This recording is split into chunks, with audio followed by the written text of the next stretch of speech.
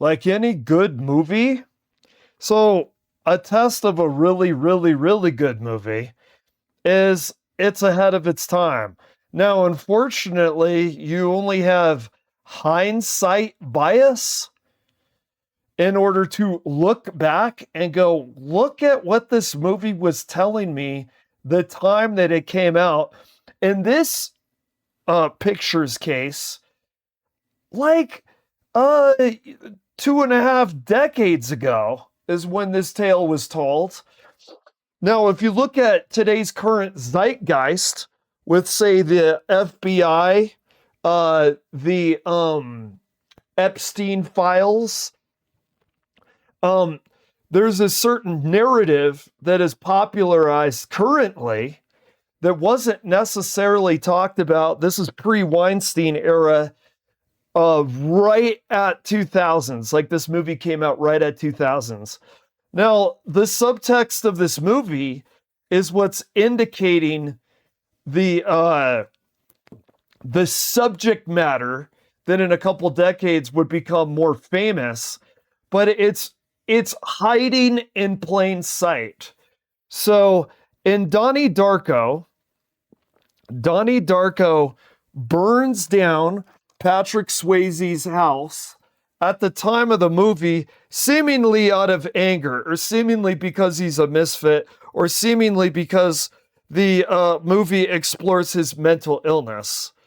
But the movie has one of those concepts that perhaps, even though on face value he looks mentally ill, maybe he's actually onto something, or maybe he has some kind of use despite his mental illness. He has some kind of utility.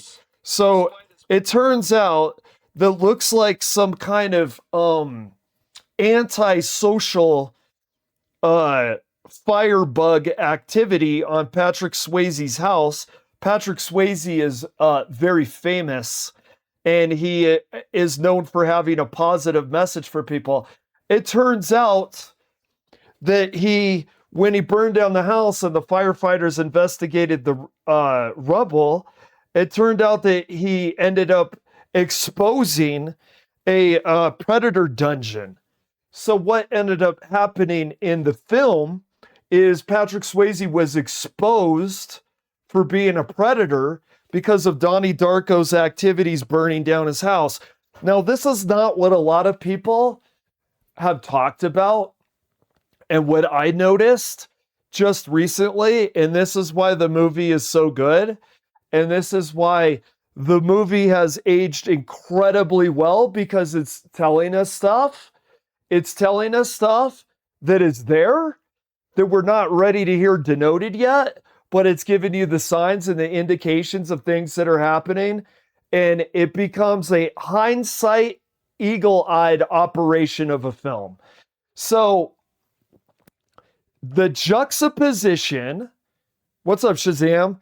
The juxtaposition from Donnie Darko burning down Patrick Swayze's house is juxtaposition with his sister doing a dance routine. Okay, let's do Donnie Darko burning down the house.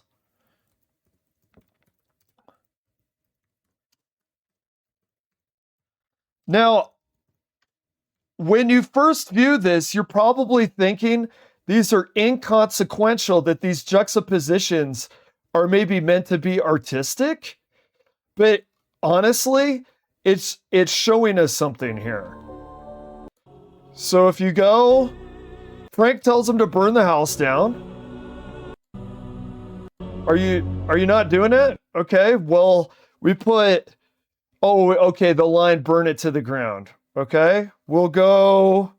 Does it show it? Or are we just gonna see burn it to the ground? Okay. That's very odd. If we put house, burning down house, and it doesn't show up. Is it like censored or taken off for like violence or something? Or is it actually the other aspect that got the reason why it got taken down? So I'll just explain it. If you haven't seen the movie, watch the movie. You can see for yourself. If you haven't watched the movie, you have to watch the movie. But something tells me that if you like clicked on a YouTube video, you've already seen this movie and you're interested in the film and you're interested in hearing more analysis about the movie. So basically, Donnie Darko leaves the theater. Donnie Darko leaves the theater, and then he goes to Patrick Swayze house and burns it down. While he's doing it, while he is doing this, it shows at the theater, or it shows at the school auditorium, his sister is in a dance troupe.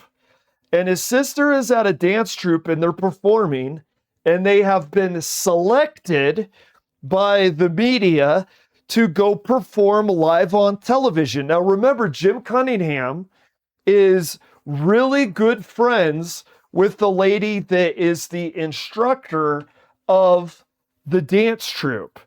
Jim Cunningham is a really good friend with that uncomfortably conservative woman.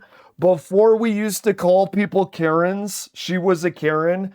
She was a pre-Karen culture Karen. And she was ahead of the dance troupe. And she was really close friends with Jim Cunningham. Now, Jim Cunningham, who was a predator, is deeply associated with this lady, which indicates to me he's also associated with perhaps the media company where they're going to perform.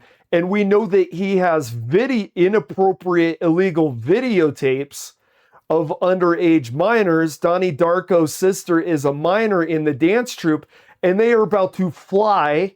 Think of Epstein Air. Think of the a flight Epstein would give you into a locale. Now think of flights to Epstein Island. Think about taking a trip to Neverland Ranch with Michael Jackson. Now I know it's not popular to associate Michael Jackson that way because he was somehow deified after his death, but we could get to that subject matter at a later time. The whitewashing, no pun intended, because what happened to his skin. The whitewashing of Michael Jackson we could get to another time, but he is also an extremely rich celebrity that is involved with the trafficking and exploitation of children, but we could get to that at another time. So not a lot of people have associated the juxtaposition with burning down the house with the dance troupe Sparkle Nation or whatever it's called performing at the school auditorium. But it turns out when Donnie Darko burned down his house based off of the suggestion from Frank, he is saving his sister. So it never denotes this, but his sister in the dance troupe, by taking the flight that was associated with Sparkle Nation and associated with the lady that was good friends with Jim Cunningham, they were about to be exploited, more than just exploited for a star search on the TV. They were about to be exploited by Jim Cunningham. By burning down the house, he ended up saving his sister. I don't ever recall anybody associating Sparkle Nation with the dungeon that was hosted by Jim Cunningham. He saved his sister. This movie is actually, excuse the pun, it is actually darker. Get it? Donnie Darko. It is actually darker than people give it credit for because it has to do with this small little town.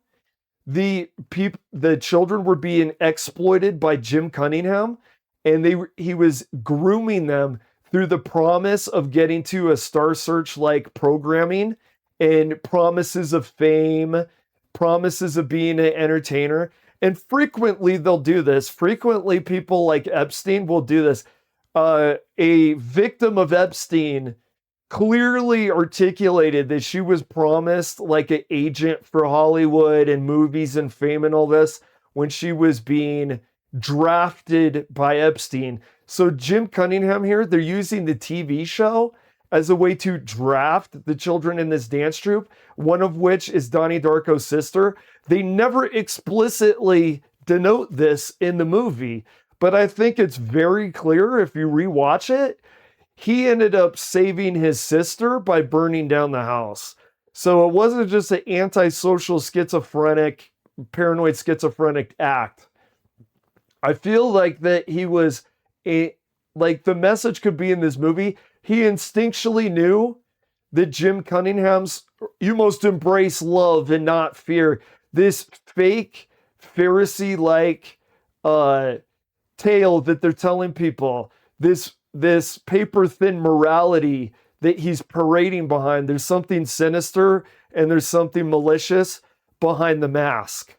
And I think that that's what that movie is really indicating. And it was around the year 2000. It did it roughly 26 years before the Epstein stuff.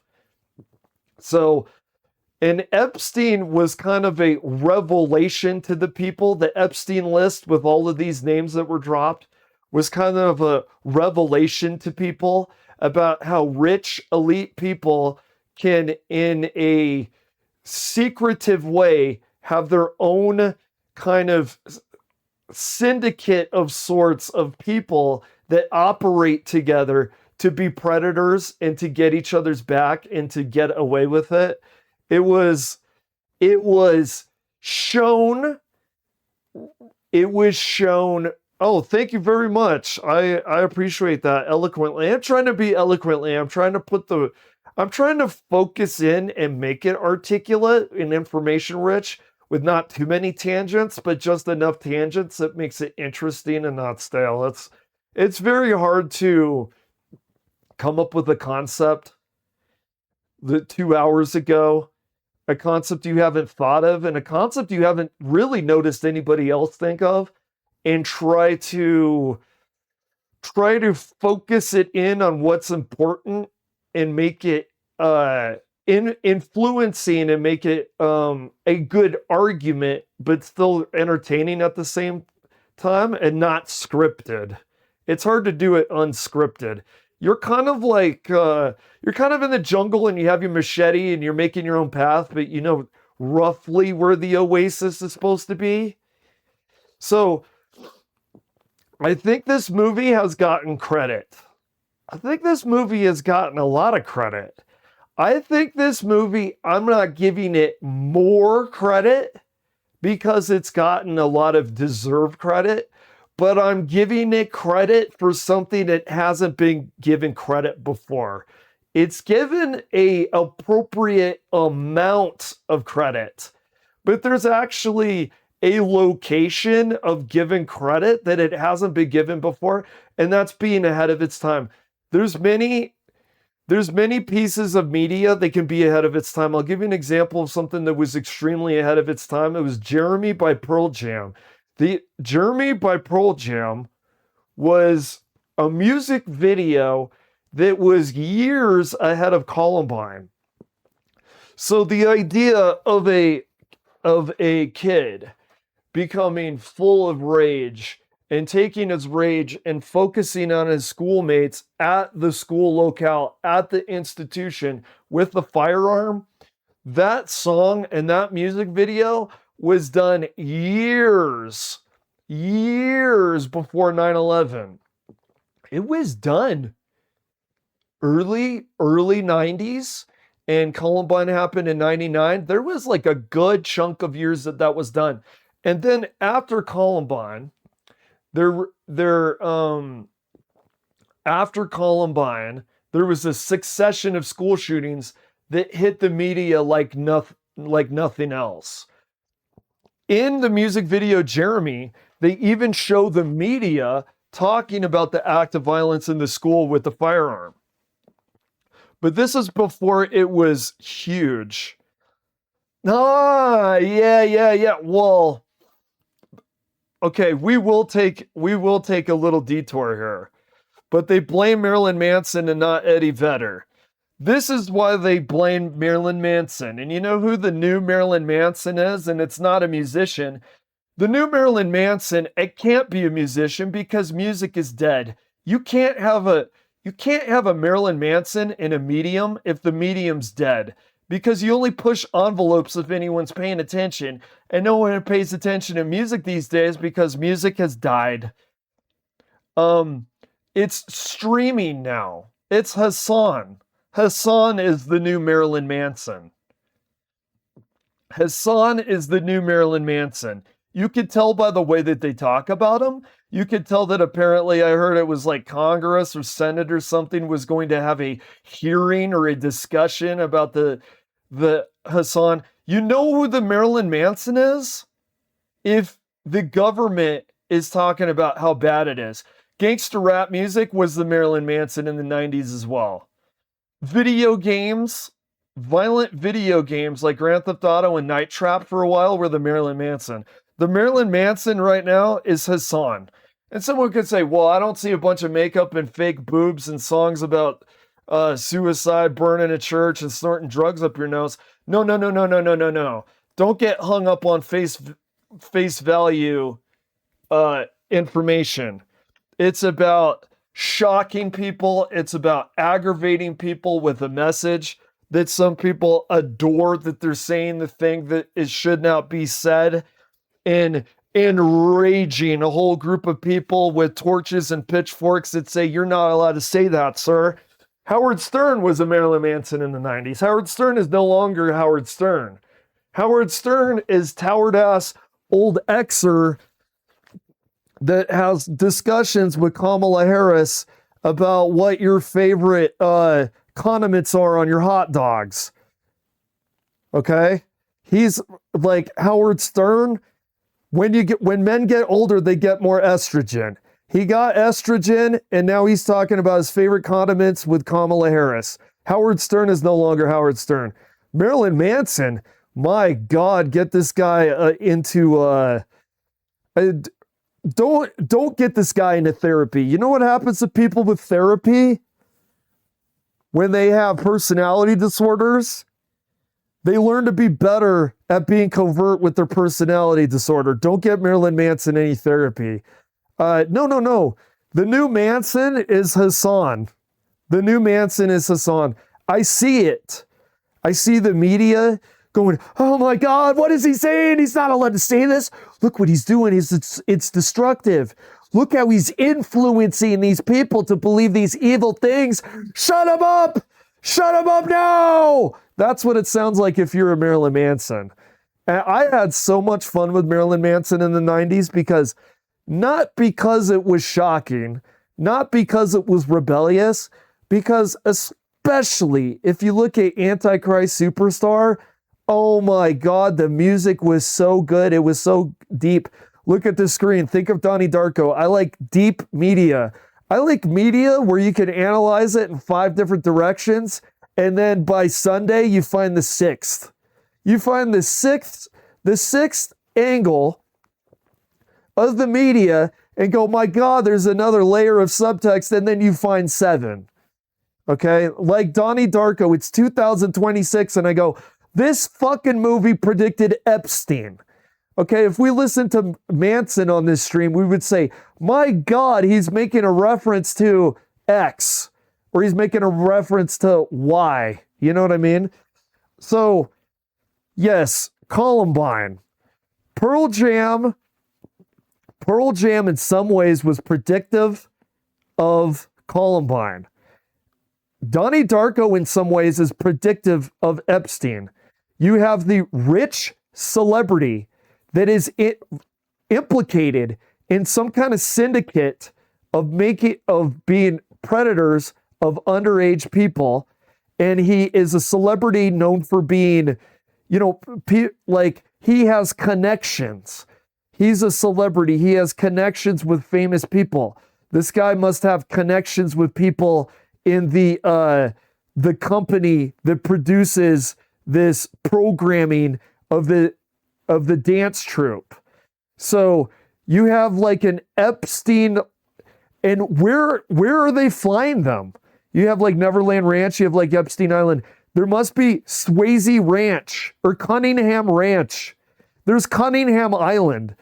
Donnie Darko's sister is about to get flown to Cunningham Island, but because he receives the message, the transmission from Frank, he's able to burn down the house and save his sister from a trip to Cunningham Island. And no one associates this, even though when he's burning down the house, burning down the house, which is an indication of the crime. It shows the performance of the dance troupe that is the induction of before the crime is committed. It's not random. It's not just artistic that they have the dance troupe in the 80s music and Donnie Darko burning the house. Those two images, juxtaposition, make a full, clear image of what's happening, that he's saving his sister from exploitation. So this movie gets better and better and better with age. Like Shazam said, it hasn't aged like wine. It's aged like cognac. It could have been loosely inspired by Epstein. IRL, it seems like all of Hollywood knew. Yeah. Like, I'm not... You know what is interesting about it? It's very similar to Scream 6, where the writer writes a character. Remember the android from Aliens? He plays a producer. He plays a producer in Scream 3 that turns out that he has a casting couch. Now, funnily enough, the producer of the movie, IRL, is Weinstein. It's like the writer is giving a cryptic message and outing the producer of the own movie that he's working on, but he does it in such a way that the producer doesn't even care, because he's giving a dog whistle, but he's not giving a full-blown whistle that would get the guy in trouble necessarily. It makes you wonder if Donnie Darko is very similar, that it's giving indications of the media and that people aren't ready to accept yet, that are denoted. So it's however you look at it, it's way ahead of its time. So if you've been really interested in the Epstein list and you've been shocked by all the celebrities that you've seen in it, and you say, I can't believe that celebrity X is in this, or I can't believe that celebrity Y is in this. I can't believe this comedian is in this. I can't believe that they're in this. If you've been enveloped in the current zeitgeist, if you've been drowning in the current zeitgeist, take a look at Donnie Darko again and realize that the movie was indicating a lot of the stuff that we accept now.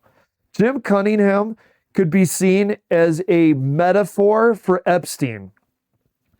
His victims could be seen as a metaphor for Donnie Darko's sister. You know, in some ways, the internet, in a lot of ways, is like Donnie Darko burning down the house. In a lot of ways, the internet has burned down the house and exposed the proverbial Cunninghams, and has hopefully, this is what we'd want, hopefully has saved or prevented more potential victims from the proverbial Sparkle Nation.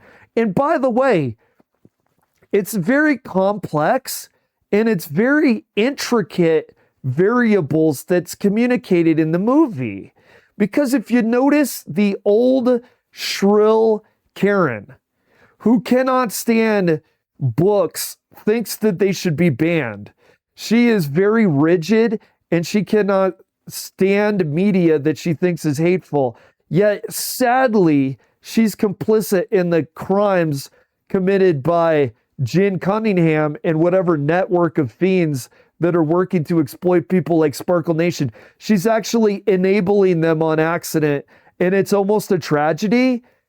And think about it, IRL. when she says, these accusations about Jim Cunningham, these lies, I cannot stand it. Jim Cunningham is like my Messiah. How could they ever associate him with such evils? Now, I'm not even going to denote it. You know that there's a group of people doing this right now. You know there's a group of people, even after the house has been burned down, even when the dungeon has been zoomed in on and focused on and repeated on a TikTok like short over and over and over, you know that there's still people in denial about it. And a lot of them are extremely rigid. They're politically conservative. They can't stand poo-poo pee-pee language, but they're accidental enablers of real evil. And it's kind of the tragedy of people like that. And I think I know a lot of people like that IRL. I grew up in rural Arizona, and there's a lot of very rigid, conservative people. They're hyper moral, but the real sad thing about it is they strain a gnat and swallow a camel. They're hyper moral about what kind of food one should consume, or what you should say, or what kind of language you use, or what you should be playing on the TV. I'll give you an example. Netflix is evil on an extremely right-wing conservative internet outlet. I heard Netflix is evil. Watch out for it. By the way, here I come swallowing the camel. I cannot perceive that this person that I put on a pedestal with Jesus would ever commit heinous crimes. The heinous crimes and the denotion of those heinous crimes are right in my face, and I cannot accept it. Yet Netflix that makes silly, ridiculous fiction is evil and awful and satanic.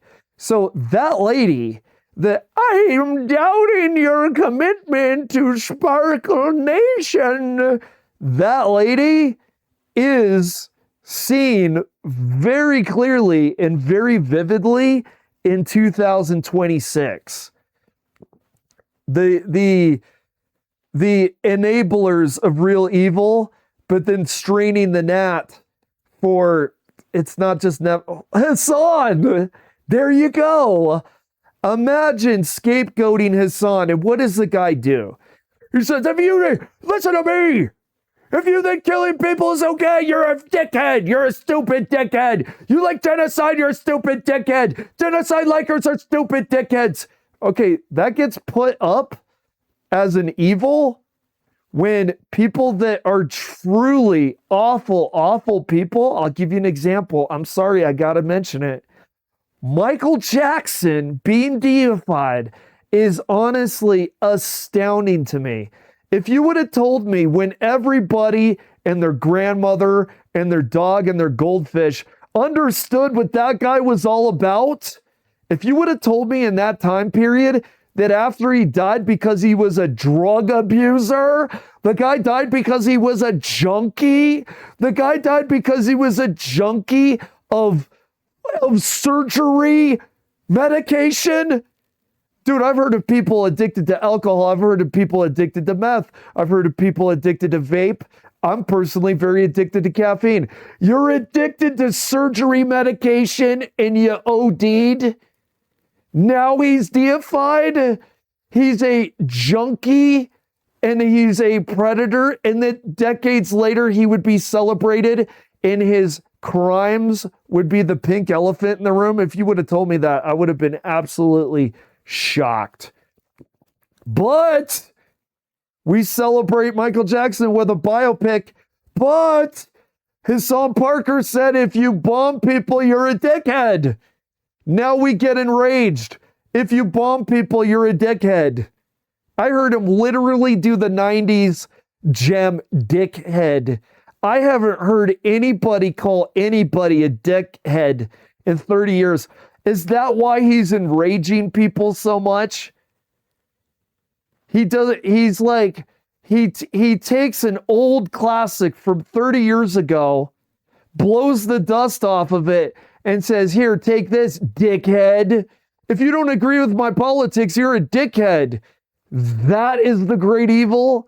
That is the thing that we need Congress and the Senate and Jesus, Mary, and Joseph to talk about.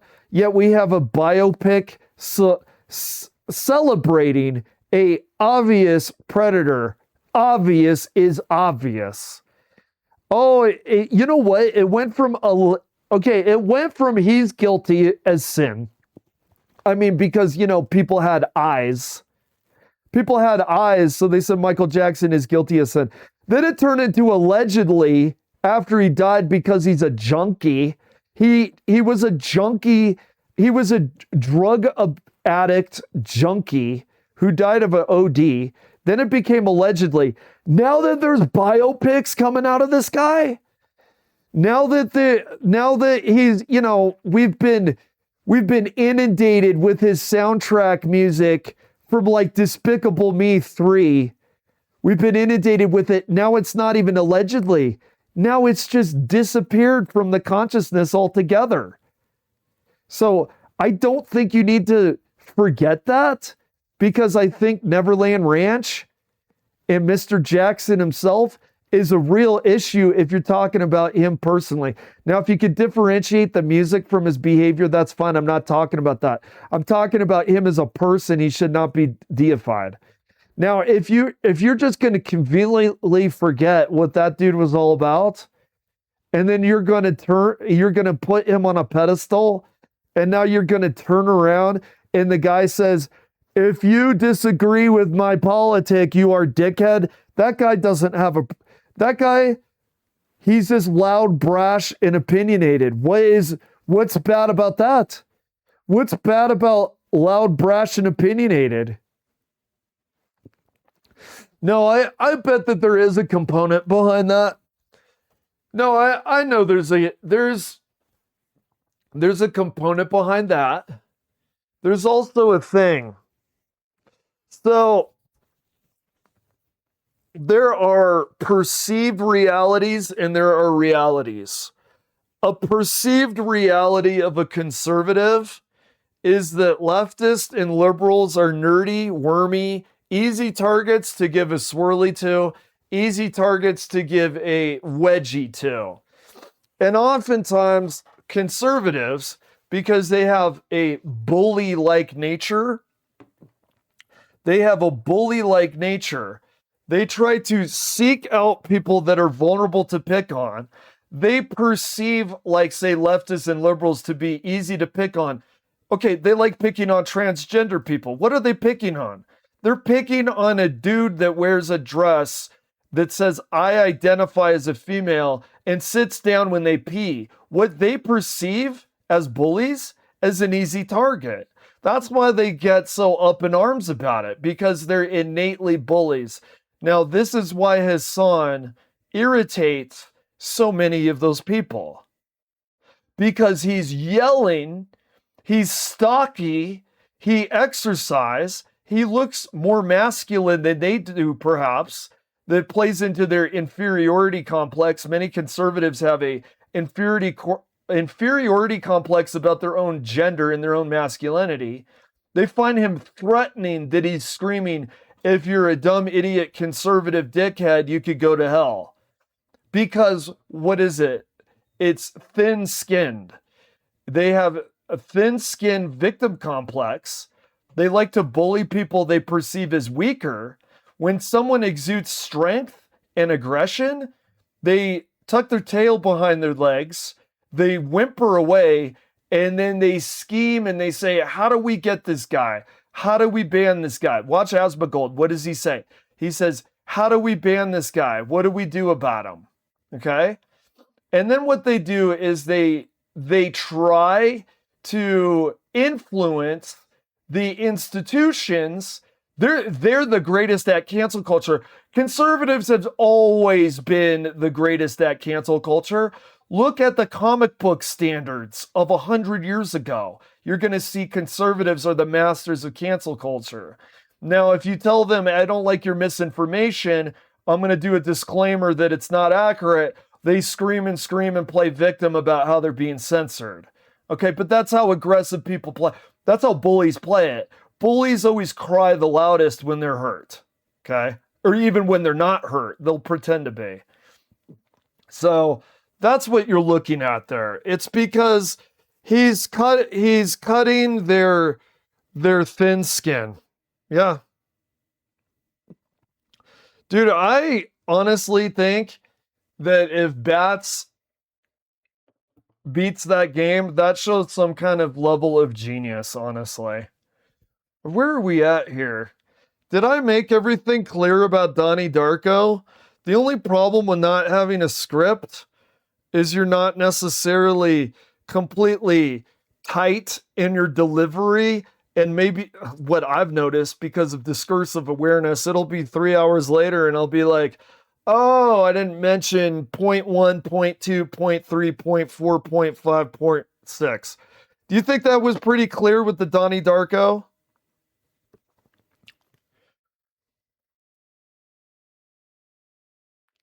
And dude, so ahead of its time. That's one thing I could do. Pearl Jam Jeremy ahead of its time before Columbine. Donnie Darko came out around the year 2000, 26 years ahead of its time. I almost feel like, what's another good example? I got a question. I got a good question. When Doctor Strangelove was introduced, was the insanity of the Cold War, was it known as much as it is now? Because that movie is so old. The movie is literally a black and white film. When that satire, Doctor Strangelove, came out, was the insanity about the Cold War, was that understood by, was that understood by normies? So normies now understand Cunningham. Normies now understand that Donnie Darko's daughter is invited to Cunningham's island. Now, Donnie Darko's sister invited to Cunningham's island and then prevented by the fire burning down the house, which is represented by what happened on the internet. Now that's accepted by the normies, but it had to live in subtext on Donnie Darko. I'm really curious if Doctor Strangelove,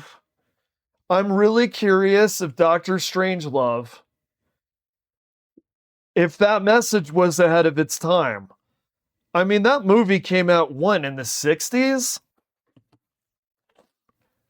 I find stuff like things that are so ahead of its time that it's insane are really interesting to me. And even though Donnie Darko truly has gotten respect by the film communities, it's got an abundance of respect. I don't think anybody understands the subtext there about Cunningham, Donnie Darko, and the dance troupe. Okay.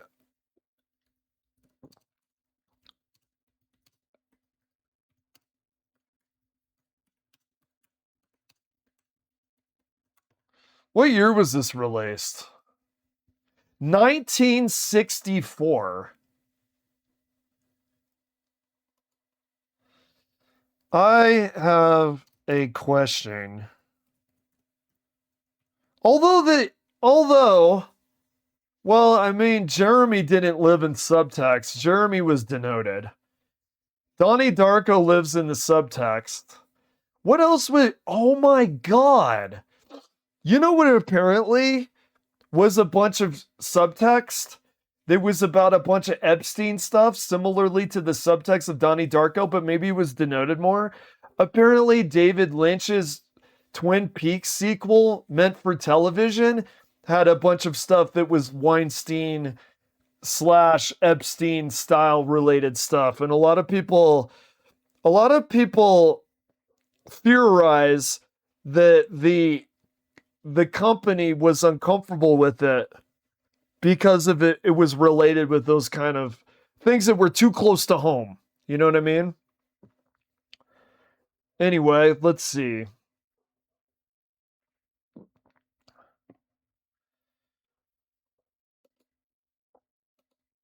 You know what? I actually will evolve the conversation a little bit. I find that very interesting. The like Hassan is the new Manson. You know, people look for controversial stuff and where they used to be controversial, and when they happen in other mediums, they don't understand it's just another Elvis, it's just another Eminem, it's just another Manson.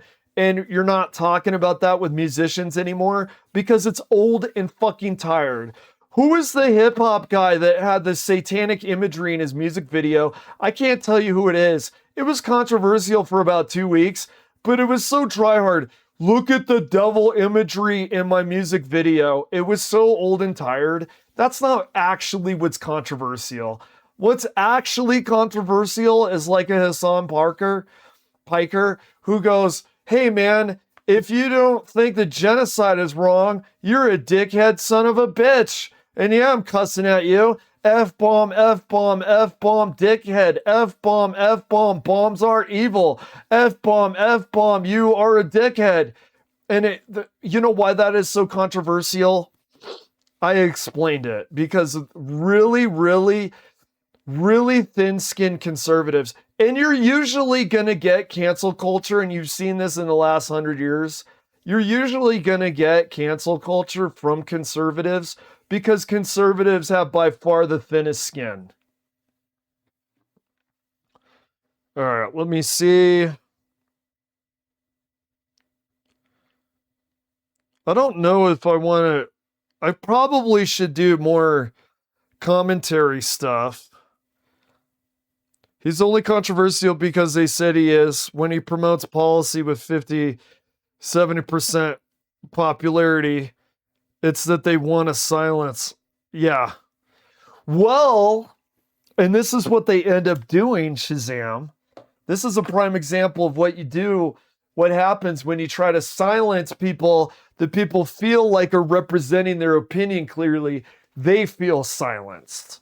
That's what ends up happening is they feel silenced when you try to silence that person that they're trying to communicate through.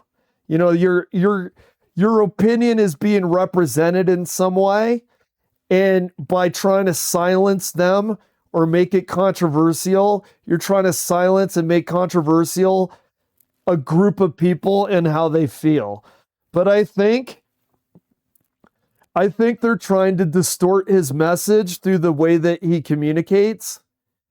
So because he gets, like Marilyn Manson got attention because he ripped pages out of the Bible. Hassan gets attention because he says, hey, dickhead! Hey, dickhead! Okay?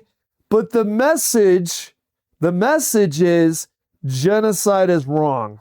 Okay? Authoritarian behavior that hurts people is wrong. The message is acceptable. You know, the message of Marilyn Manson was the fascism of beauty and religion onto people. And the message wasn't wrong. It's the delivery is what gets the attention, though. Because if you go, excuse me, yeah, did you know that people starving to death is it's not correct. Can't we all live together in harmony and hold each other's hands and sing a seance and expel the devil from our lives? That doesn't attract people. What attracts people is an explosion.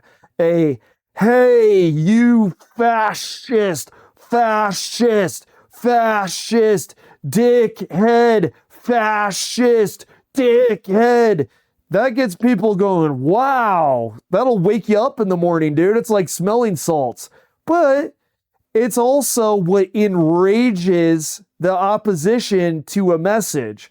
So if you're a conservative, what's going to enrage you isn't necessarily, hey man, can't we all get along? That could be easily mocked and you could move on from there.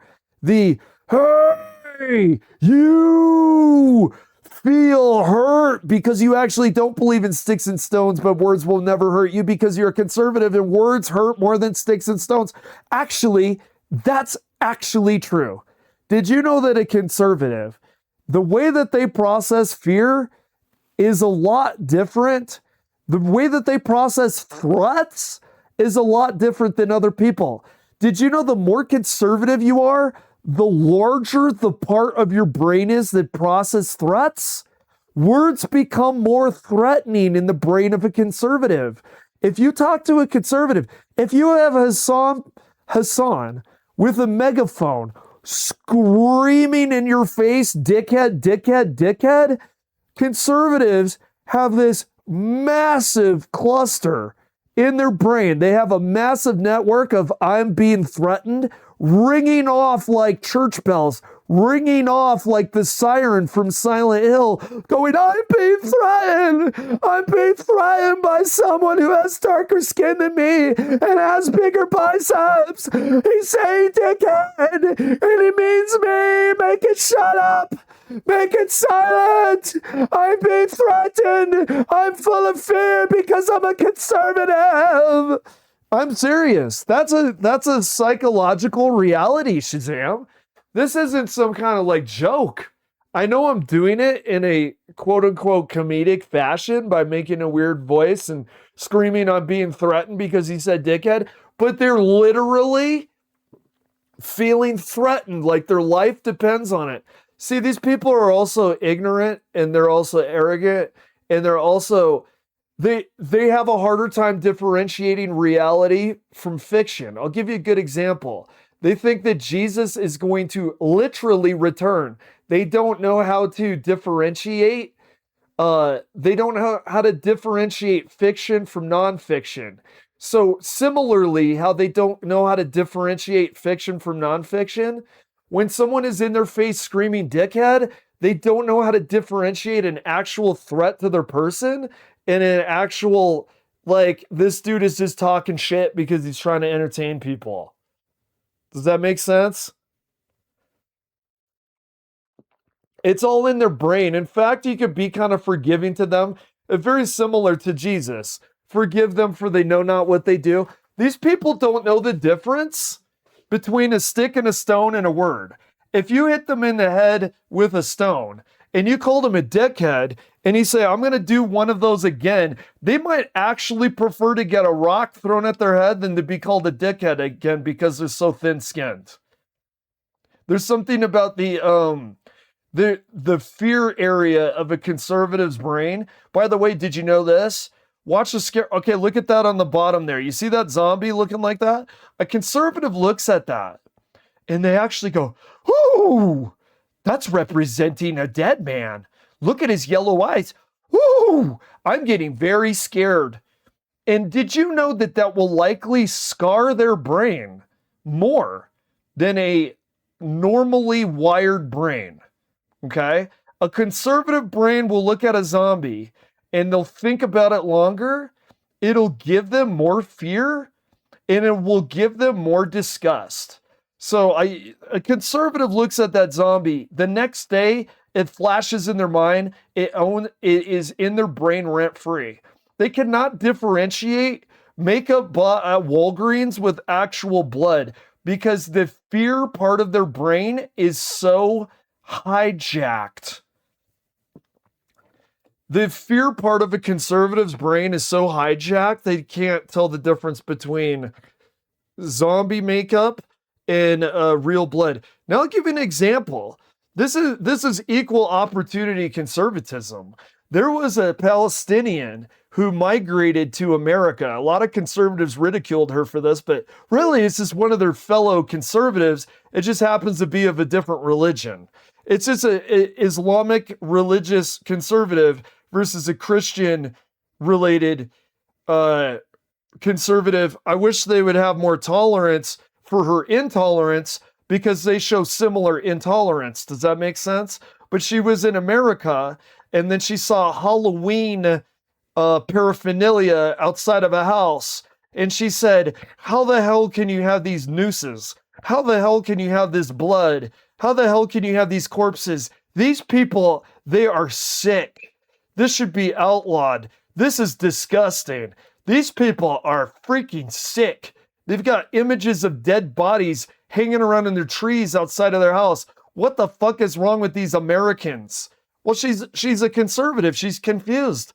She's confused by real bodies that are hanging around on the road from the area that she lives and the new area that she lives, that they're fake bodies. She has a conservative brain, so she can't differentiate between a dead body and a plastic body with corn syrup. She can't differentiate between blood and corn syrup. It's actually a disability. Like, hyper-religious conservatism is actually a mental disability because they can't differentiate fact from fiction.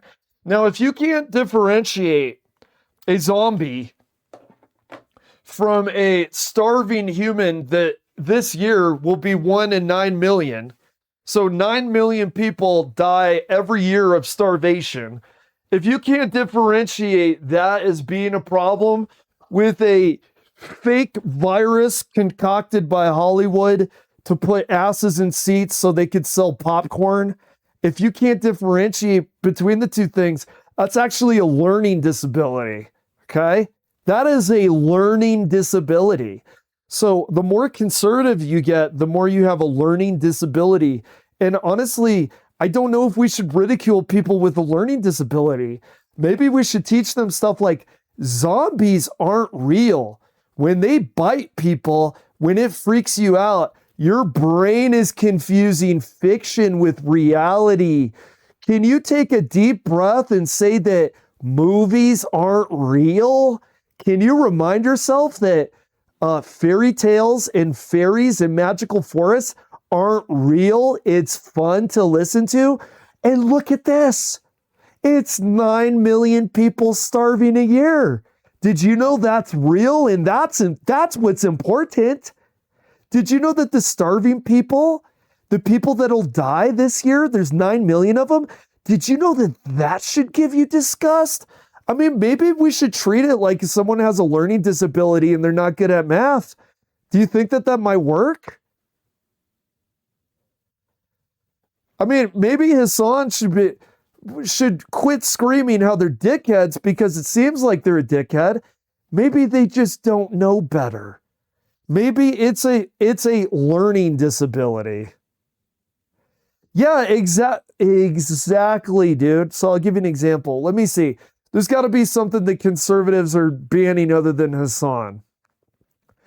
What are conservatives up in? It's always video games and movies. Let's say, what's something? Is there a video game recently that has gotten people's hackles up? I'm trying to test what I've heard people trying to cancel. Is it something that oh, wait. Hi, dude. Super Bowl halftime choices, dude. Super Bowl halftime choices. Super Bowl halftime musicians. That's what's gotten them angered in recent history. Oh my God. It's even more ridiculous than I was planning on. So a Super Bowl halftime musician is getting people like, brown person on my white sport that I fetishize. I fetishize this sport. This sport I fetishize. How could they contaminate it with a guy singing Espanol? How could you do this? Dude, listen, take a deep breath, get the fuck off your cross, and take a look at this.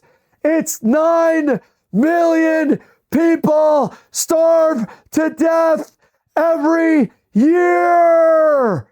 Get off your fucking cross.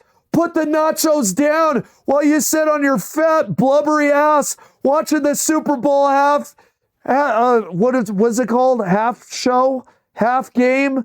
I don't know. I don't watch this shit because I'm not a retard. Wake up! There's real shit going on, brother. It's not who they pick for the Super Bowl halftime show. My God, dude.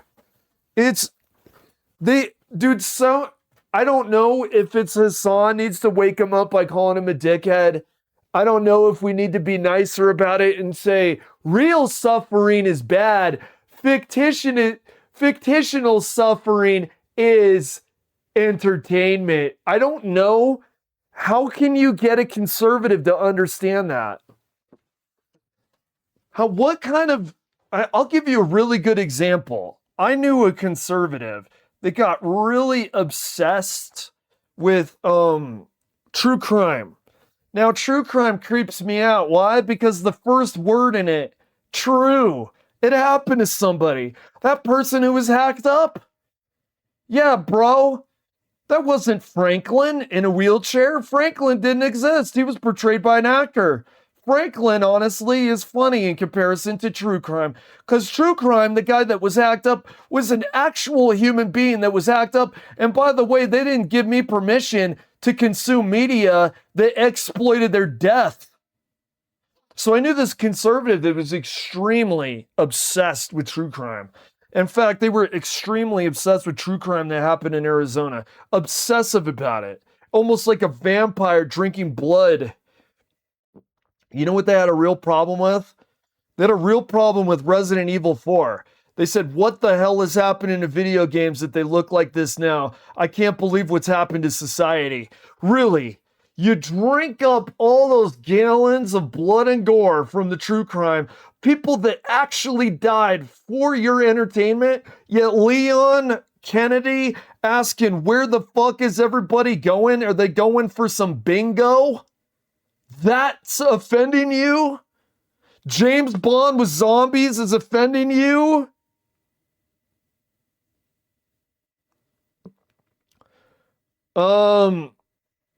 That's because she's hot. They're not threatened by a Latina woman shaking her butt ox. In fact, they'll welcome more of that.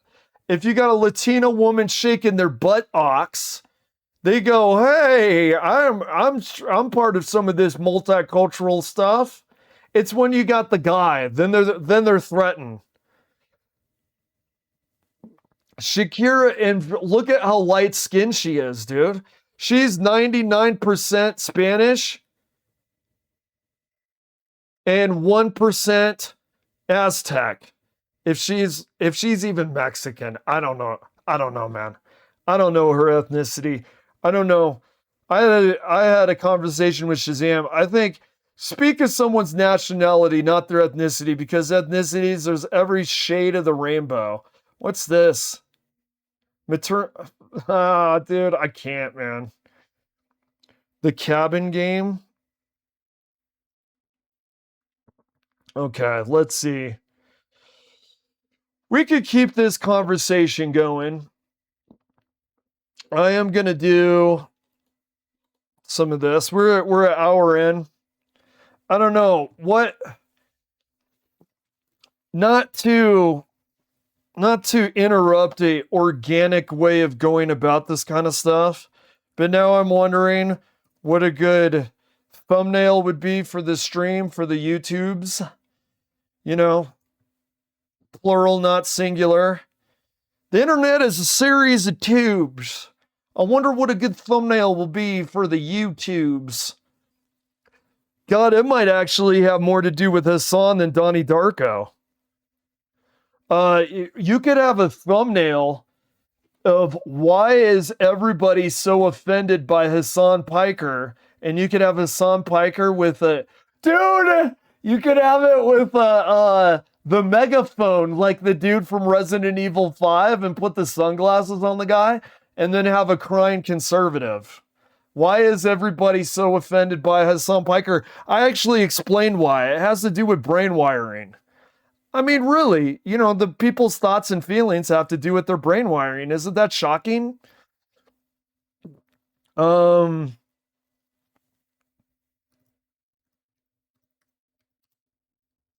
Wait. Dude Paladin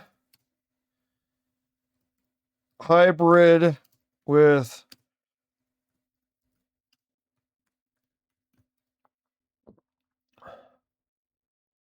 They want to see Shakira shake her butt. It shakes them right out of their xenophobia. Seeing her shake her butt makes them not worry anymore about the birth rate of white people versus the birth rate of brown skinned people in this country. They see that butt shaking. Wait, what's going on here? They see that butt shaking and it's like zebra stripes where it's confusing to track for a lion. They get confused.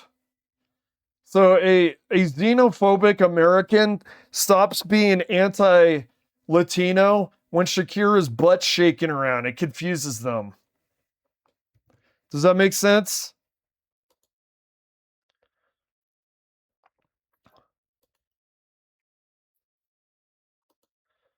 Okay, you know what infuriates me about this game? There's one thing that I absolutely hate about this fucking game.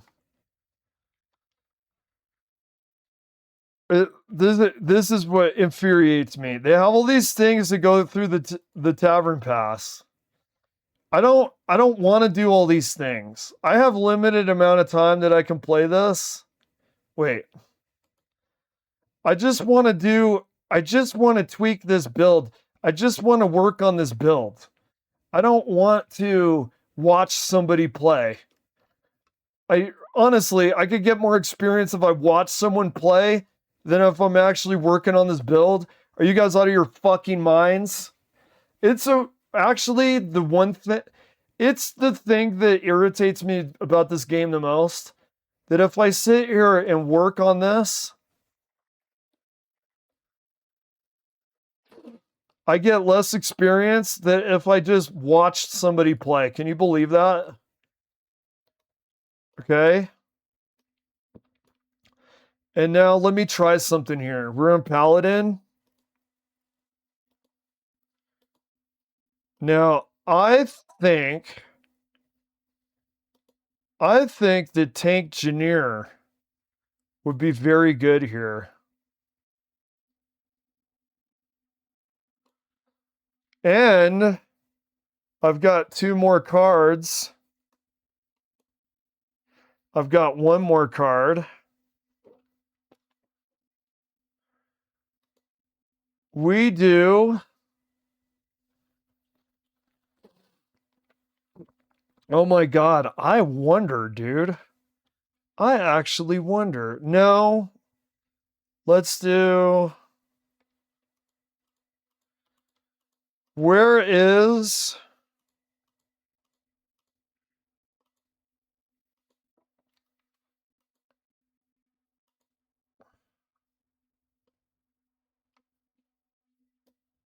We want to add another Murloc. Let's see how this goes.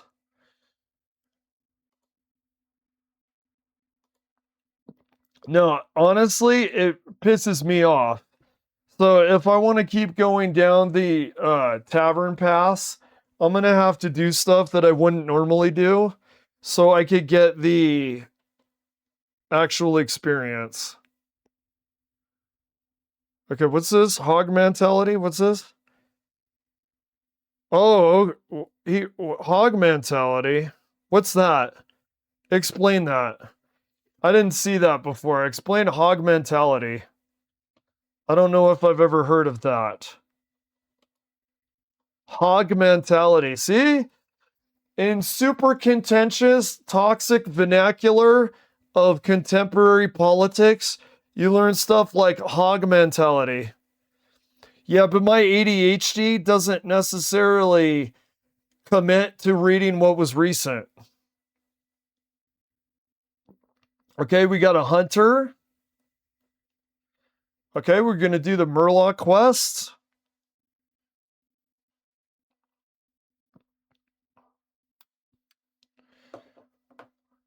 Well, and I know the comment was way back, but there's never a bad time to learn new toxic, contemporary, slanderous vernacular making one's opposition look like shit.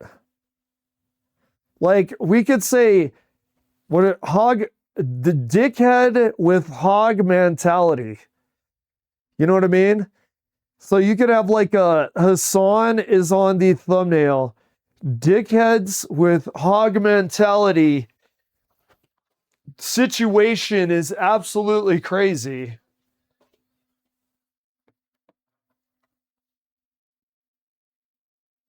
Okay. Let's see what we have here. Give me some. Okay, that works for me. That works for me. I don't need flight maneuvers. I never did. Okay, we do this because we're staying nice and aggressive. Look at that. Turn 2, you got 4 bodies. If you're a face hunter, man, you better start building that board, son. You better start building. It's going to take more than your hero power. You were saying the MAGA conservatives have a special way. Okay, hog mentality, their special way. What specifically? They have a special way of thinking. It's hog mentality. Is that the whole thing? Like, I'm outraged that he called me a dickhead, but starving people makes me laugh. Is that what it is? Let's do this. Wait. I can... Yeah. We do this and we never break a shield. And then we still do face damage. And we don't lose any of our bodies. Although now we're exposed for AoE. AoE is very scary playing a build like this. So, I mean, one of the points for keeping the Drainy with Divine Shield is you have someone with Divine Shield. However, her buffs to health points on the Silverhand recruits don't really impress me as much. Okay, here we go. What do you have there? 4 health? Okay. You know, funnily enough, I could put on a shield and not trade. No, I think what I'm going to do is I'm going to go like this. Then I'm going to...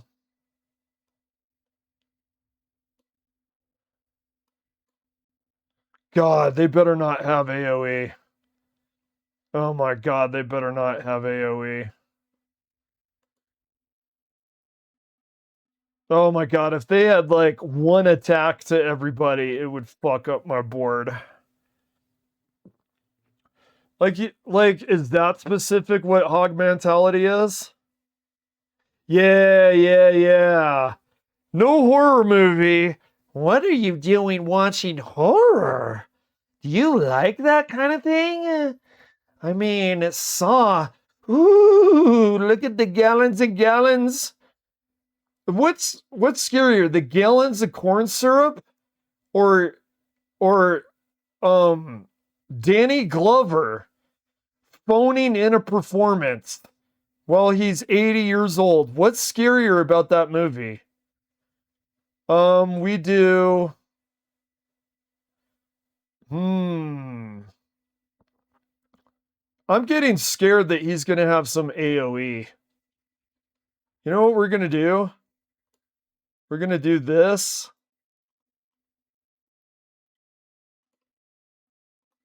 We're just going ham, dude. We're going ham in his face. Because we definitely kill him before he kills us if we're both going aggro like this.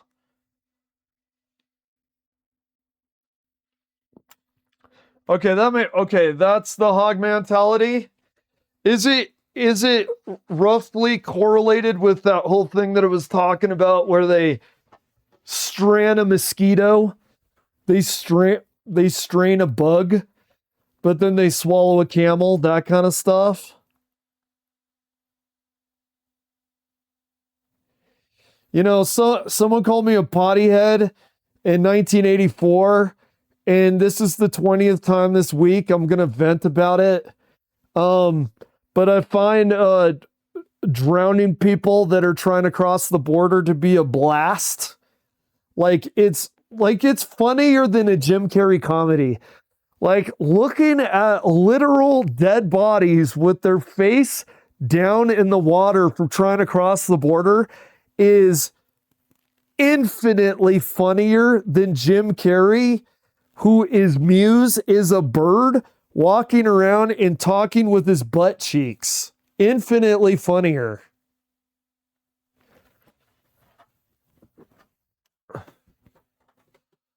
All right, let's see. Man, this drives me crazy about this game though.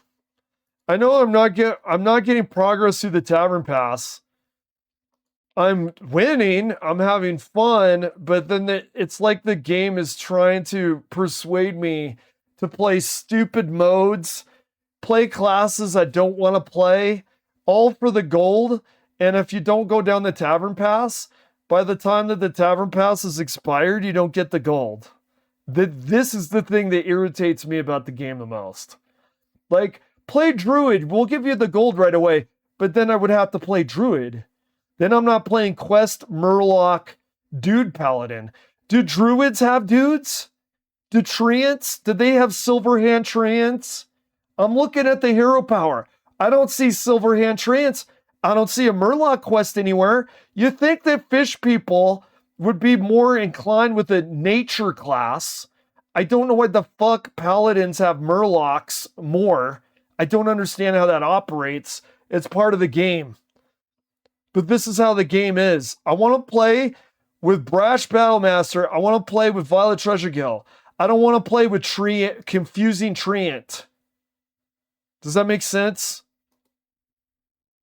So now I'm being punished the amount of gold I get because I don't want confusing ass Treant.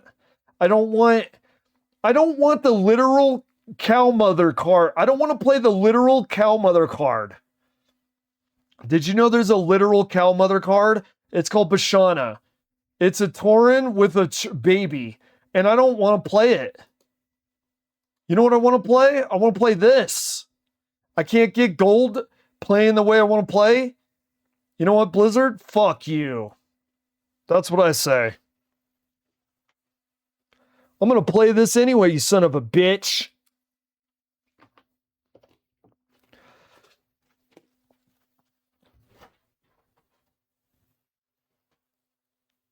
Yeah, okay, I gotcha. I gotcha. That's hog mentality? Okay. You know, well, you know what is funny? He's screaming about hog mentality, and you know what's hilarious to me? They react with hog mentality. By acting like he's a problem is hog mentality. He's not the freaking issue, man. Human suffering is the issue, bro.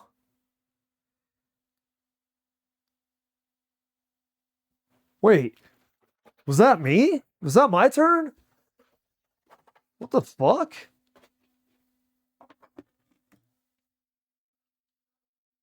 Oh, okay, I think it might have been. Okay, we do this. Okay, we get 2 on there. That has been extremely strong, actually. That convalescence has been extremely strong. And it's extremely cheap. And if you fish it out with Violet Treasuregill, it's money for nothing. And the Silverhand recruits for free. I want my quest, Murloc.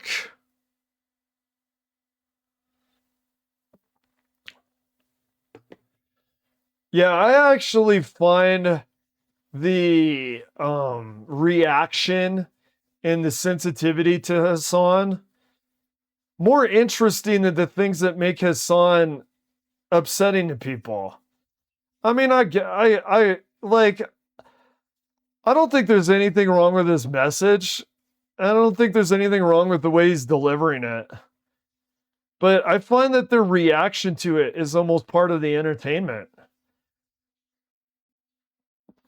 Okay. Oh, whoa. I understand that you want to go aggressive, dude, but I don't think you want a piece of this shit, boy. I don't think you want a piece of this shit. You don't want none of this, dude.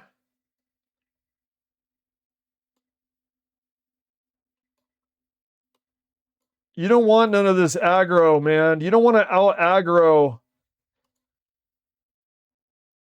Oh my god, he's Quest Paladin. We both have 2 out of 6. This guy's Murloc Quest Paladin. But I don't think he's got dudes. So far as Murloc Quest goes, we're outshining this guy. We have the same amount of fish on board, but better viewers. Automated dripper something. Yeah, dude, better viewers, asterisks. These are such good bots. There's such amazing bots that I don't even know what asterisk is. I think that is absolutely crazy. You got bots that are so bad. They say better viewers, asterisks, asterisks, asterisks. I think that is honestly hilarious. All the time and effort that these bots are putting in, and I have no idea what they're selling. Okay, what do we do here? We do... I get a Silverhand recruit with more... No, I'm gonna put our tank engineer out.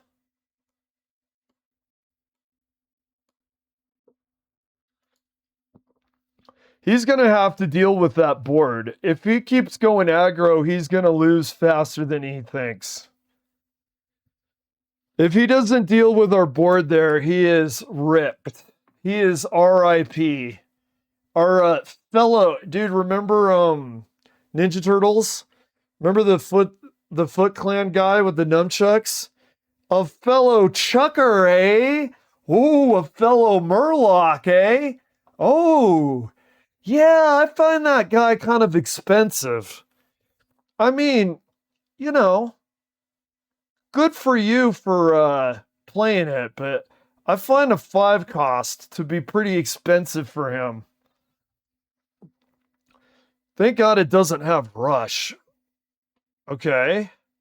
Do you trade? This guy's going to have a problem here pretty soon. Unfortunately, I don't have any Silverhand recruits out. Let's see what card we draw. Ooh, flight maneuvers. It's 3. We do.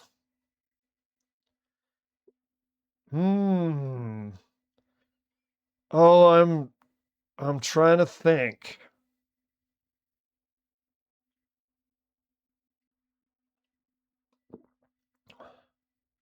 If I do that and I keep on his face, we do this and we keep on his face. Because if it's a race to 0, we win. Now it's a little scary having no taunt and he has an accumulated 7 attack. But he will die if he doesn't get rid of that. Now, normally I would like to greed flight maneuvers so I get the drakes, but it was going to take too long, and the other things that had Silverhand recruit of value were not available. Let's see what he does here. It could be seen as a little risky for just going straight aggro when he's got the... Okay, he goes aggro. I don't know, man. I don't know if I would do that. Okay, what are we at? We're at 18?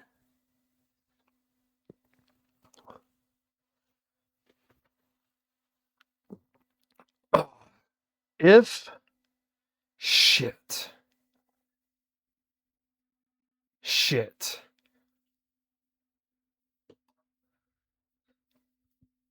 If only we had 7. I could get a taunt out.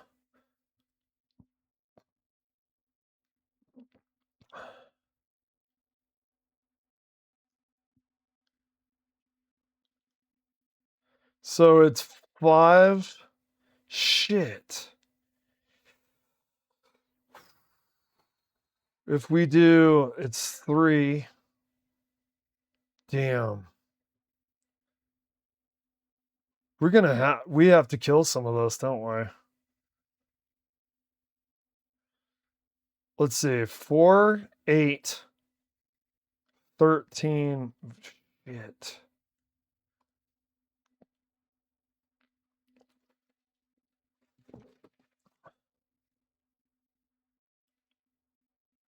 Three.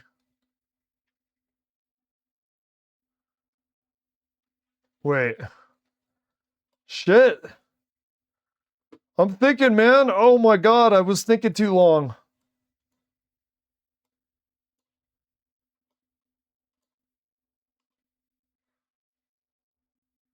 4, 8, 14. Okay, doesn't kill me here.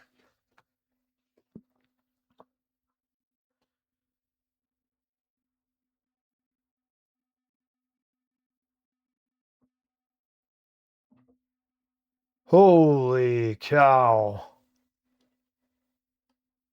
Oh, brother. Oh my god, bro. Oh. Oh, now I've done, dude. No, man. I thought I had that guy. He did good with the quest, Murloc. The further we went, the scarier it got. That was good. Let's do one more. Let's do one more, and then I'll see if something I could get experience with, and then we'll do more commentary stuff. I don't know. The idea of Hassan being the new Marilyn Manson is kind of interesting. It started out with Donnie Darko has aged well, and look at the subtext is like, you know what's funny? The subtext has been there the whole time, and I haven't anyone figured out what the subtext, what some of the subtext was for Donnie Darko, that his sister was in immediate danger. But we started off with that theme, and we may move on to other stuff. I could always play some DBD at some point, maybe. We'll do this. Oh man, that paladin beat me, dude. That kind of stung, man. Because I thought I had that son of a bitch. Okay, we do Murloc Quest. Nice to join us, Nosdarmo. I haven't seen you in a while. Where were you last round, sir?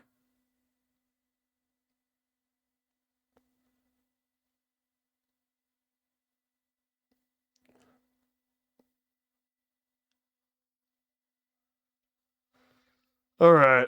Oh, another Pally. Another Pally. We do... What do we do? We get the stone? Do we do this? No, I'm going to save that around before Nosdarmo.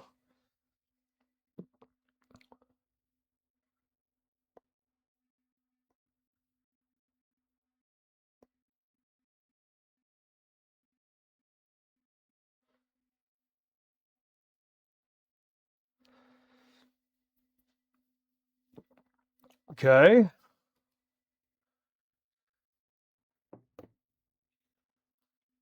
Let me ask you a question, Shazam.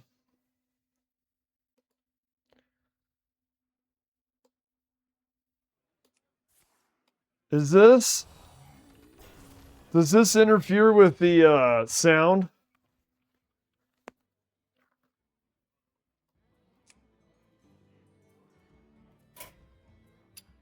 Now when I talk, does it... What? I meant to quit the option thing. What the hell? What in the actual fuck, dude? I didn't mean to cancel out of there. Oh my god, bro. Dude, I'm not around heavy machinery. Could you imagine if I was trying to operate heavy machinery? Did you see what happened there? I tried to mess with the sound settings. Wait, are they going to let me back in the match? What the hell, man? I was trying to reconnect the sound settings and I quit the fucking go. Hey, cool. I'm still in. What are we doing here?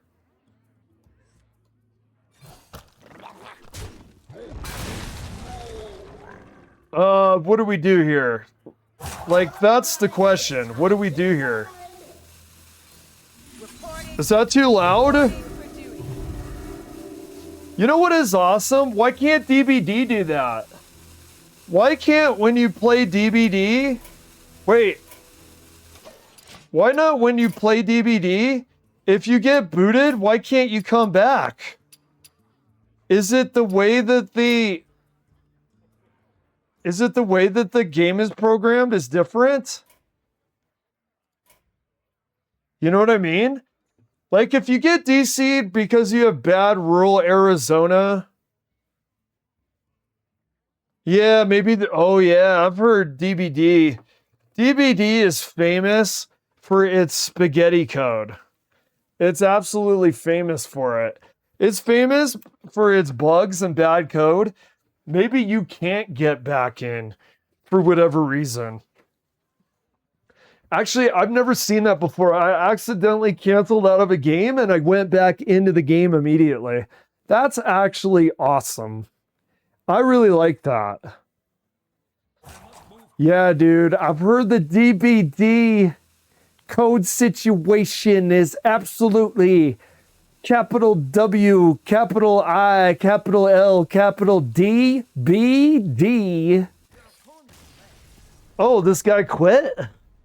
What's the matter? Too many Silverhand recruits for your ass?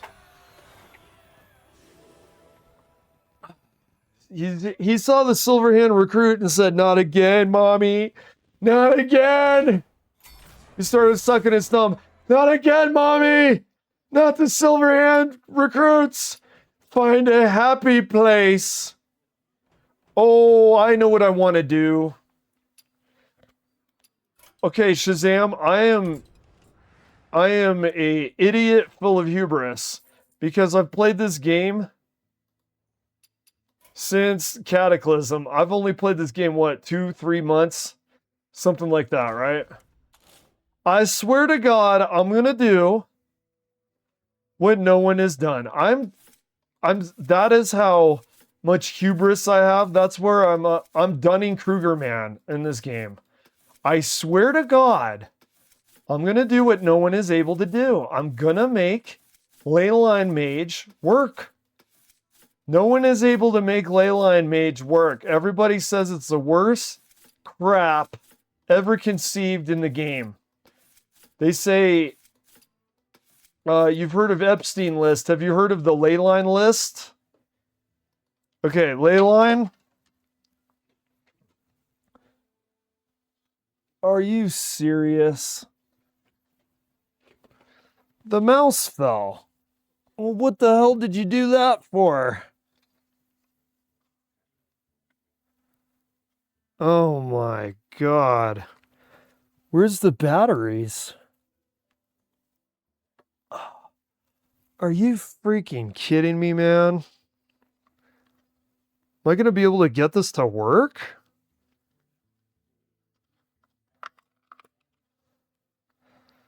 Are you kidding me?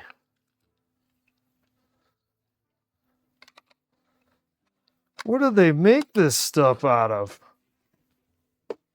Oh my God, I got it to work, dude. Shocking. Shocking. The mouse fell, exploded like a bomb over Iran. And I got it to work again somehow. Dude, don't fall off. Why is this?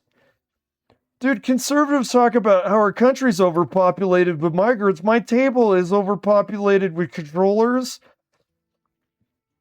cameras, half-eaten bags of Cheetos. Okay, ley lines. Okay. This is all the wait. This isn't all the ley line stuff, is it? I don't think that's all. That doesn't look right. Wait.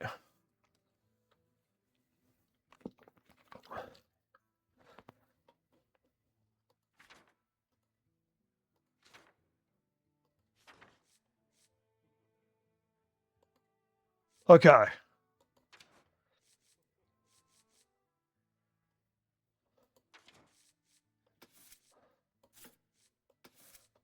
I'm gonna make this work, dude. If it's the last thing I do.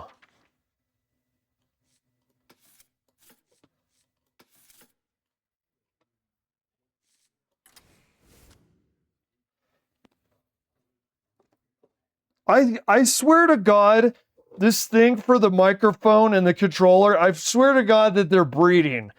They're like scorpions. They clamped on each other and the controller let out some eggs and then the mic nest sucked up the controller's eggs and they populated the table with more electronics that is in my fucking way.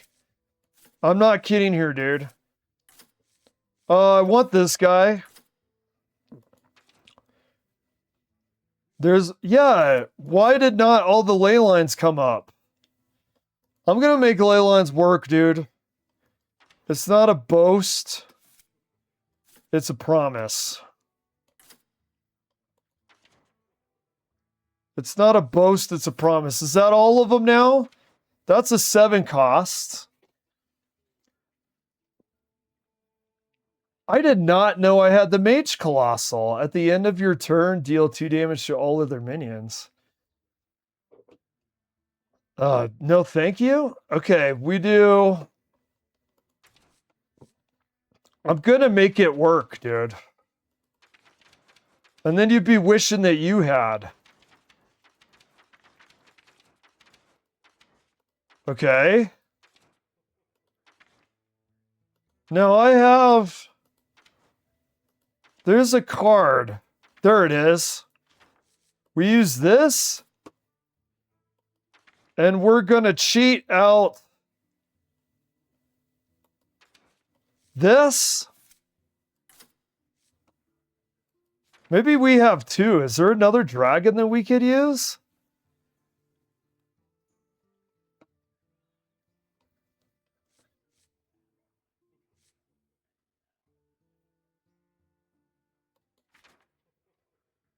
Let's do... Then we're gonna cheat him out with... Where's the guy that summons your highest cost? Where's the guy that summons your highest cost minion? This guy? Then we're going to do dragons.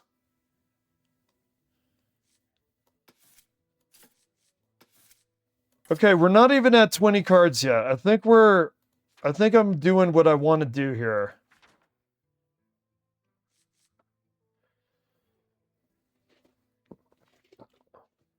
Okay.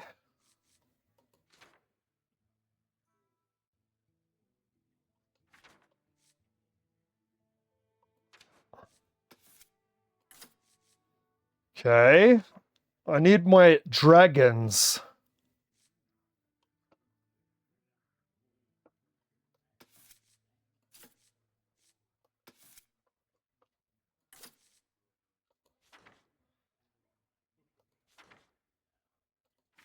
All right, where's the good stuff?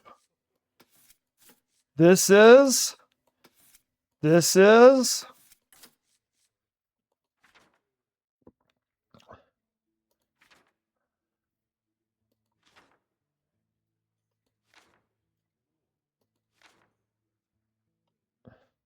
Draw a spell that costs 5 or more. That'll be ley lines. I actually like that a lot. Then, okay, we have that many left.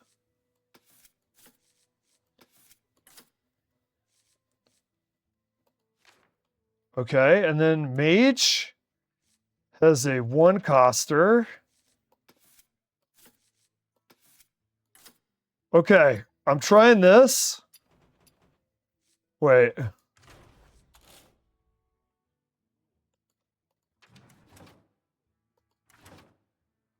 Okay.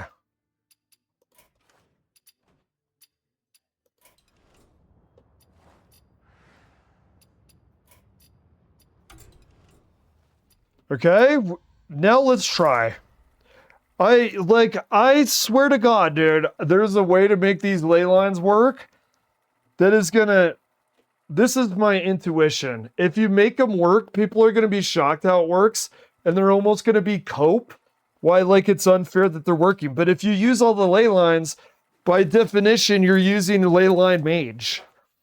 Now, I think what people keep doing, they keep adding a bunch of spells, and they're trying to synergize the spell with ley lines.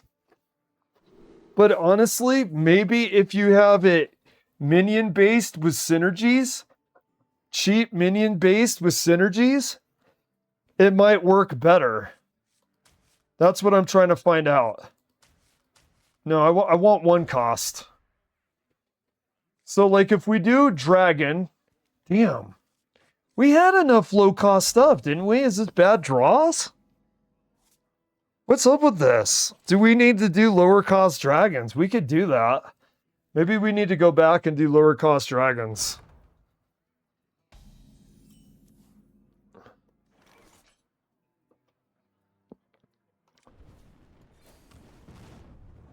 Okay. I swear, dude, this is like really bad draws. It has to be, right? Because I had a bunch of one-cost things. I need to go back and make them cheaper, maybe. I mean, because if we... I mean, the whole idea, too, is we have cheaper dragons. The whole idea is we have cheaper dragons, dragon synergies. We keep on the board until we move up to ley lines, and then ley lines hopefully finish them. That's the concept.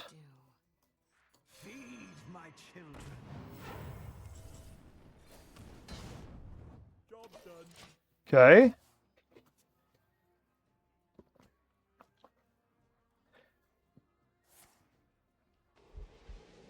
Alrighty. Dead. Okay, we do... Your ley lines trigger an additional time this game. We'll do him.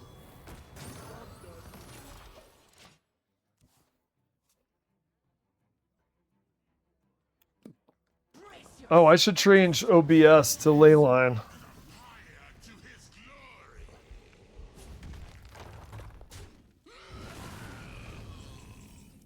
Okay, we do...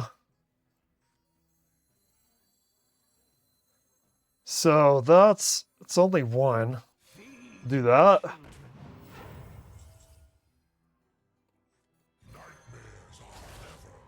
Okay, and then we'll pick a dark gift. What do we do?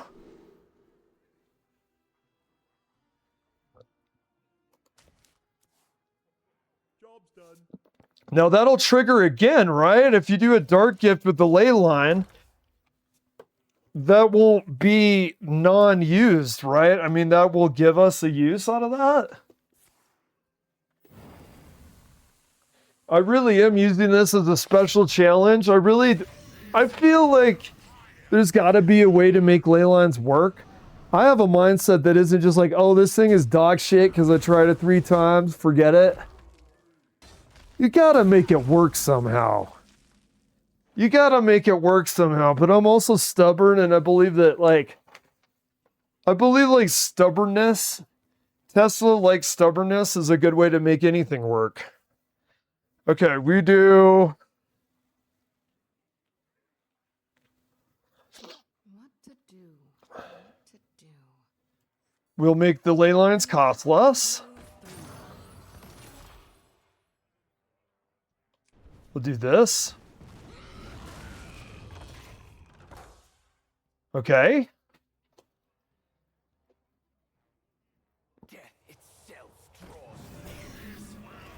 Okay, so we're at 26. We're at turn 6. I want to use Calic before I use that dragon.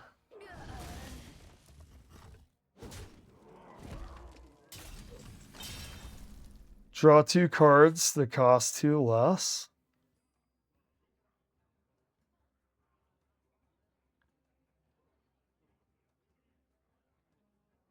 Let's do this one. Let's hopefully we get something good. That's not too bad. Okay.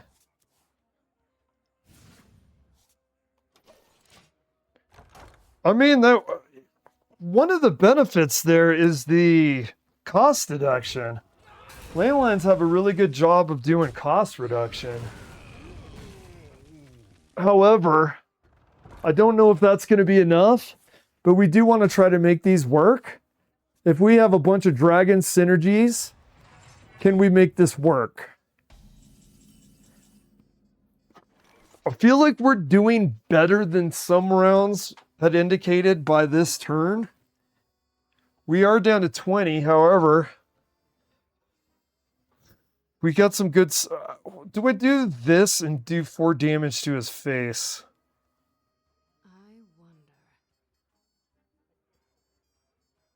wonder. Let's do this. Oh, the taunt is really good. That's actually... that's good. That's a good board. We could deal with that. And in 2 turns, we have Flaming Dragon. Okay, Xavier. Oh, that's a little nerve-wracking. There's a reason everybody and their fucking grandmother and their grandmother's poodle run Xavier. There's a reason. Okay.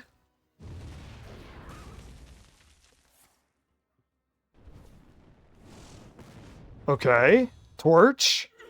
That's a really good warrior card. He's playing the good warrior stuff. We're still at 20 health, and we still haven't played the dragon. We play Calic and then the dragon, of course. So we'll do this.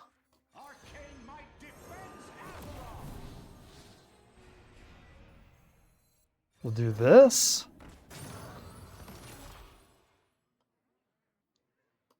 We'll do face. And then next turn we have the dragon. Now, the question here is, does he go aggro with Xavius, or does he respect our board? We're playing the dragon next time. And then when we get the dream cards, we'll use the dream cards. If we get the pull on the dream cards, that might be a win for us. Okay, he's taking care of our board. Now, I'm assuming, I haven't heard this denoted, but I'm assuming the spell buff with Kalik has synergy with our dragon. That's one of the reasons I have those two.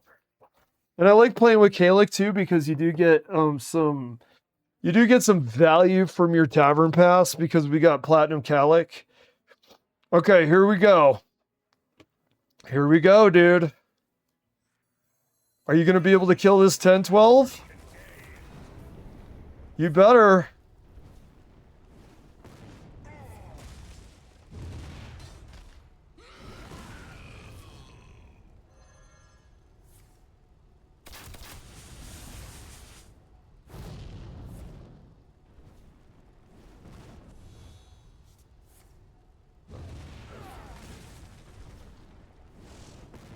Yes.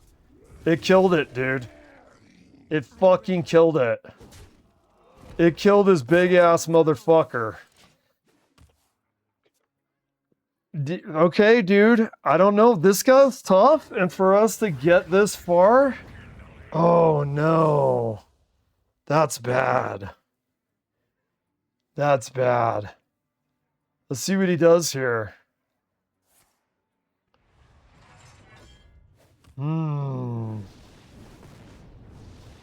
Oh.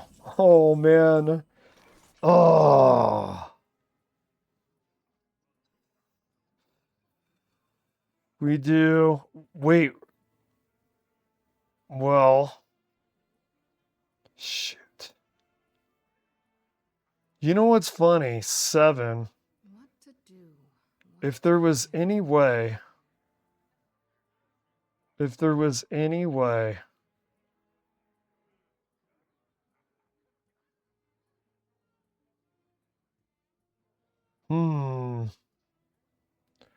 Well, this has taunt.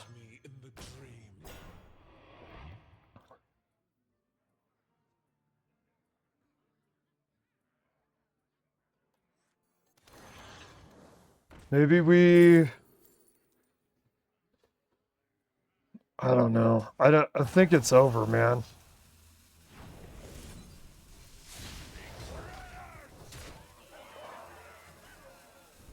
Oh.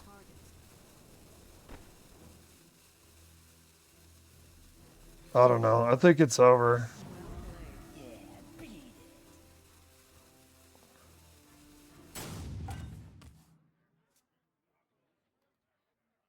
Well played. I want to try that again. This was a worthy enough opponent that I want to try this again. I really would like to try to break the ley line problem. Even though there's people that know this game far better than me, I feel like you could accidentally hit gold with something unorthodox. If you could come up with something unorthodox, you could get a surprising result. Sometimes unorthodox measures become resolutions that no one would think would have happened without them actually playing out in real time. So like you would say what the solution is, but they'd go, "What? No, those things don't work." Well, ley lines don't work. I don't know, man. Do they not? There's no way to make ley lines work. It's impossible. I don't know about that. In fact, I've noticed a lot of people that are trying to make ley lines work, they don't have any what's this guy doing? They don't have like really any aggressive answers for an aggressive meta. Alrighty. Let me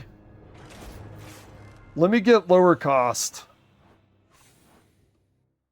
I think some of this is too expensive.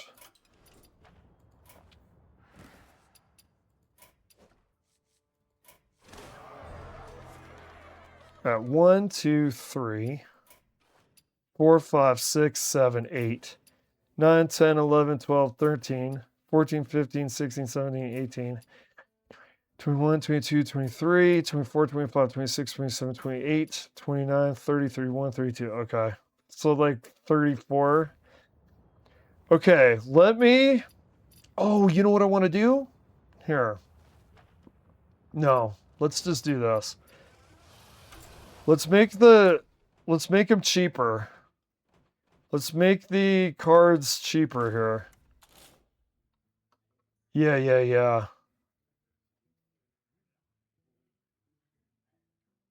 I kind of want that though.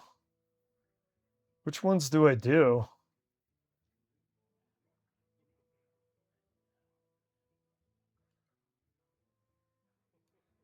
We'll take out Earth and Drake. We'll put in this. The Carrier Whelp. Honestly, as well, where's that legendary? The legendary is really good. Okay, there's our legendary. Who do we take out?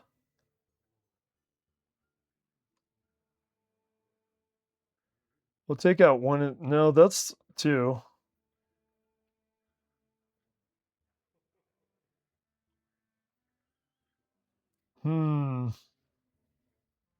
Let's just try that.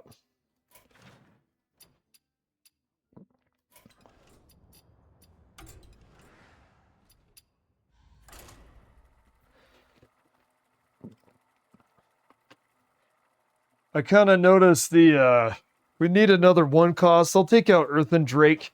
It would honestly, it would be fun to use Earth and Drake just because nobody does. My inner hipster says it would be fun to use Earth and Drake just because, no one uses them. And, 4 to face at the end of every turn is not bad. I know people experimented with it with end of turn Pally. It didn't end up being meta, but it's like a card that's good, but it just doesn't fit decks quite good enough. Like, some of it is cost. Because the way this game works with how aggressive it is, some of it is just cost that you want to make an aggressive deck. Okay, we do... I'm not getting rid of that. And I'll tell you why, because we do want a decent end game. We'll do... Do we keep one? No. We want low cost. Give me some ones.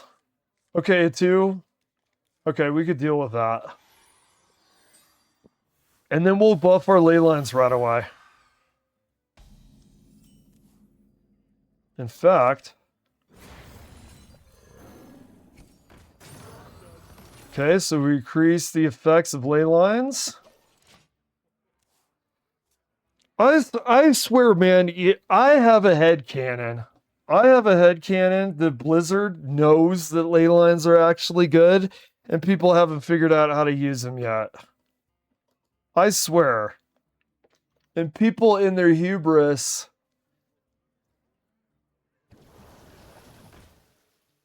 don't believe it. I swear.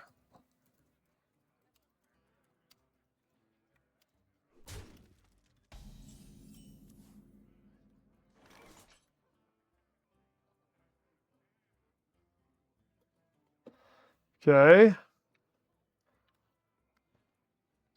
Oh my god, we got the dragon. So, our late game is settled. What to do? What to do? Do we face?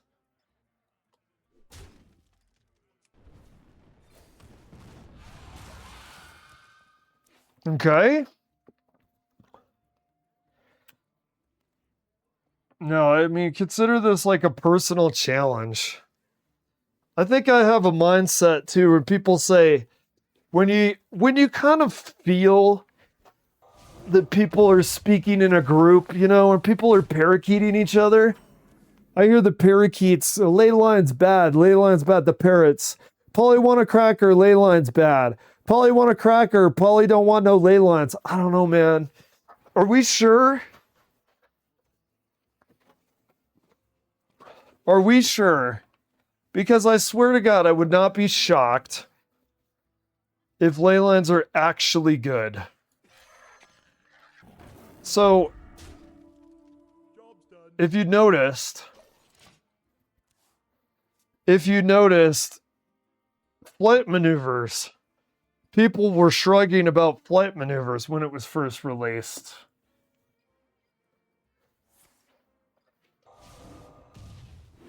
Okay. Damn. Too bad. What are we at? We're at turn 4.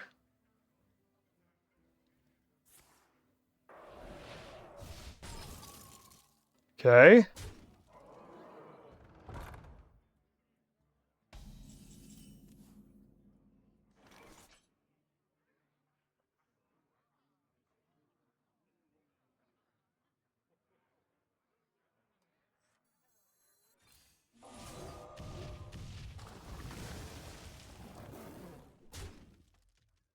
Okay.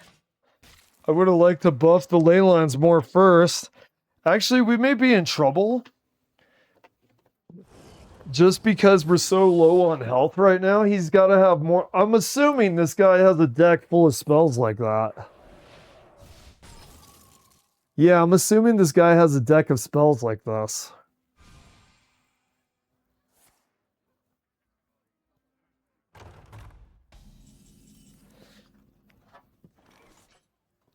Feel like it's a Rubik's Cube. And the Rubik's Cube, no, you know what it is? It's the box from Hellraiser. The box, you opened it. I came.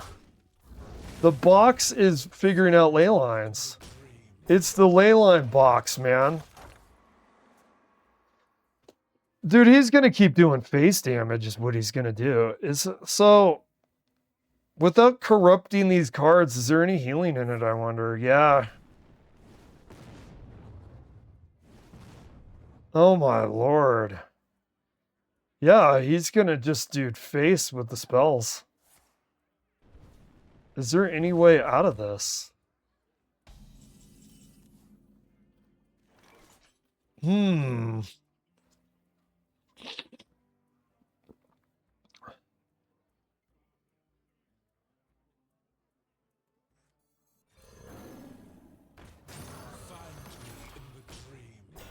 There's no way that he used them all.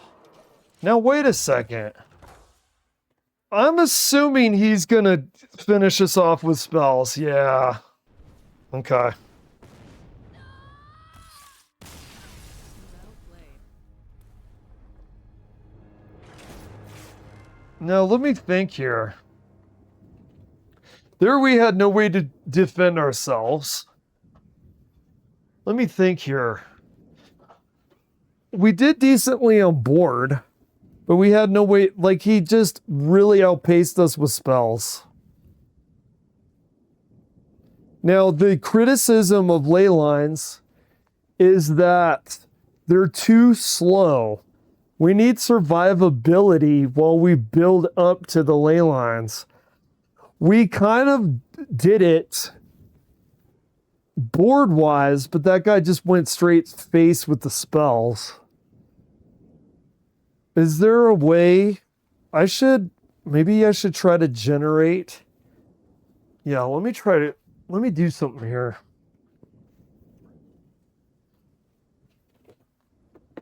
There's two dragons and then a pixie that's going to generate us spells. Let me do this.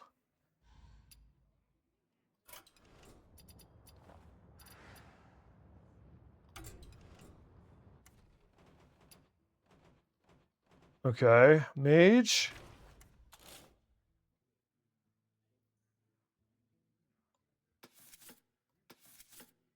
Okay.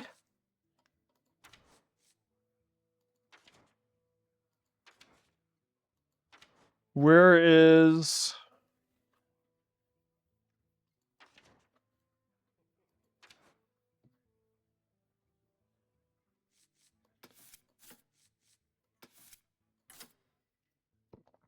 Okay, we don't get rid of that, obviously.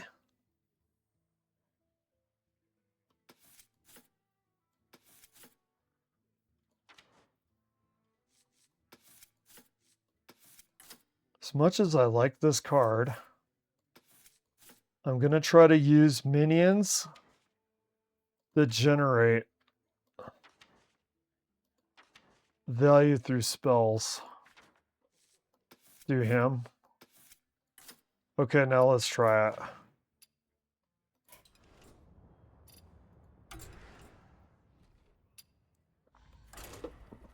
All right, let's try it now. And let's see.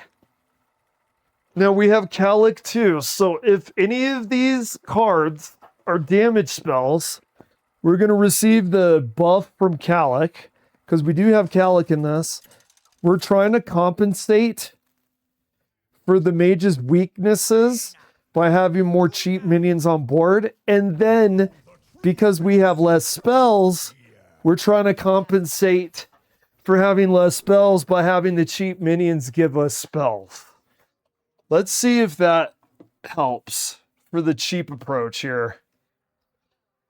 Let's do... Oh my god. Okay, fair enough. A 2 cost, fair enough. And by the way, this is basically 2 minions. So Creature of Madness is basically 2 minions. Opponent's still choosing. Well, get on it, would ya, Mr. Warlock?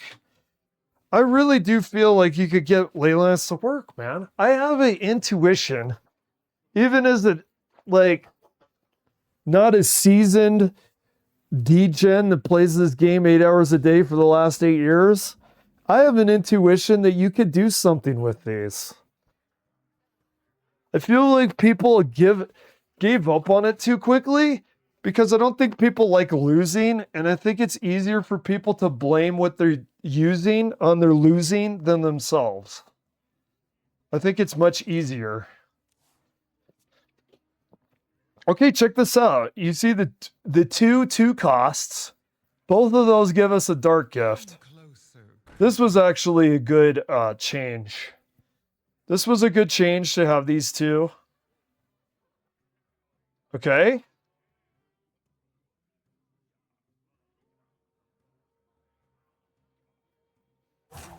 You're at 0, dude. My magic will tear you apart. Let's go, bro. Let's go, brother. Come on, man.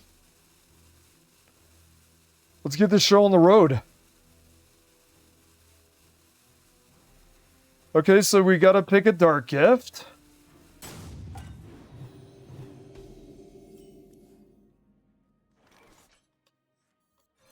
And then the next turn we could do one with the dark gift and the 1 cost. Dormant for 3 turns, taunt. Dormant for 3 turns, taunt. So at 6 we get a taunt that's 12. I actually like that, and I like it for next turn. I like it because we're playing a long game. I don't know. Maybe it's a little risky. Maybe I shouldn't be playing with that.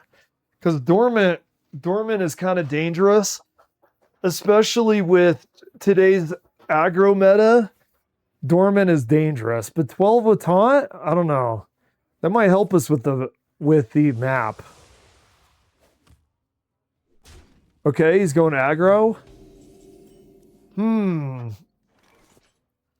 Well, if I use it, I better use it now. Because otherwise, what is it for? We use it now. We use it now.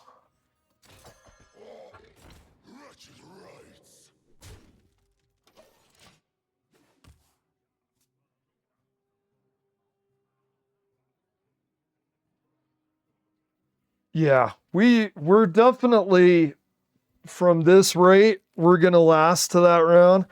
And a taunt with 12 health, that's going to be super impactful, actually. So I'm okay with that decision. With such an aggressive meta, it is kind of scary to do something like that. But I think that we're going to be okay here. Speaking of aggressive meta, right? Okay. Now, let's see.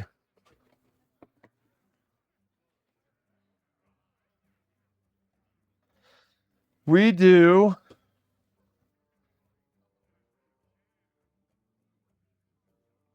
What to do? What to do? let's try to buff those ley lines. We'll get ley line. I think this will be the first round I've used Arcanomicon. Okay. Egg Warlock, of course. Of course he's an Egg Warlock.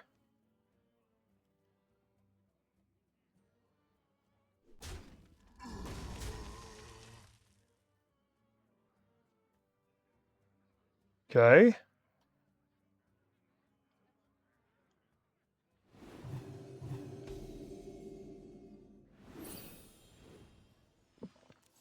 All right, we have Calic.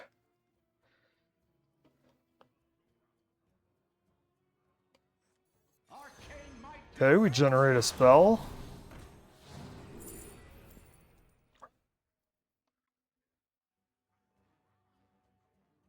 No, an auto attack beast if you play it this turn. We'll just do this, I guess.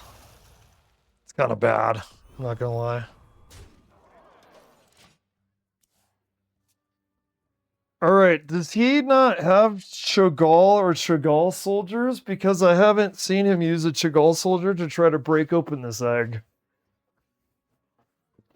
I haven't seen him yet use the egg meta where you use Chagall soldiers to open the egg. So I don't know exactly what this guy's... Okay, there you go. He's using that to open the egg.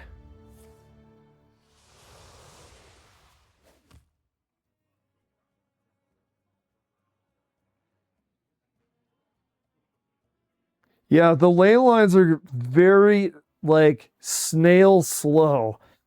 Can you do something to last that long and then finish them with the ley lines? You know that dragon that summons the spell? What happens if you only have your spell as Arcanomicon and you try to like buff it so when you get it you win? We do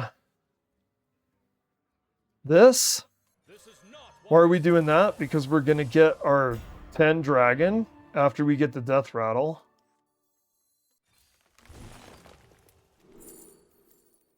Let's do increase effects. Job's done.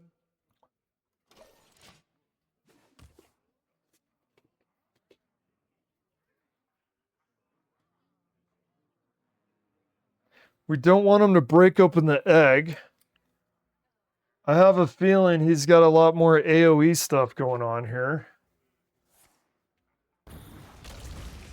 Yeah, I could kind of see that coming. Yeah.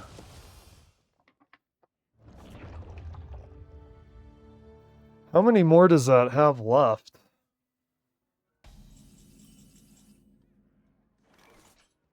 Two times.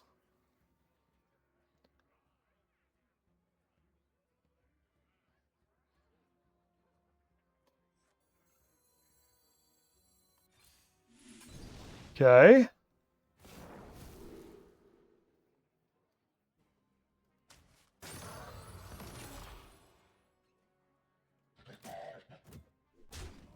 Okay, he's down to 17. Is this cost? No, it's increased the effects. So what are we at? He has to break that open 2 more times. Can we increase the effects of the ley lines and have it work versus breaking open his egg? Our ley lines and our dream card versus his egg, he's got 2 more turns.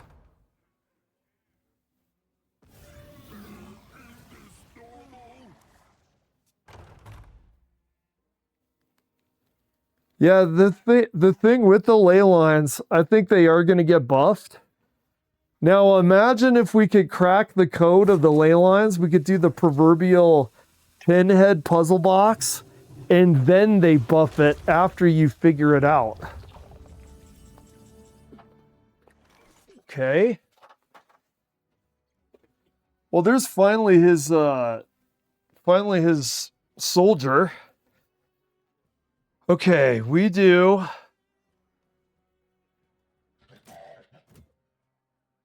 Wait. He's got 1, but summon a random 6 cost minion 3 times. Deal 4 damage to a random enemy union 3 times. No, we don't want to do that. We do increase the effects of your ley lines by 1. Increase the effects by 1. And then we do this.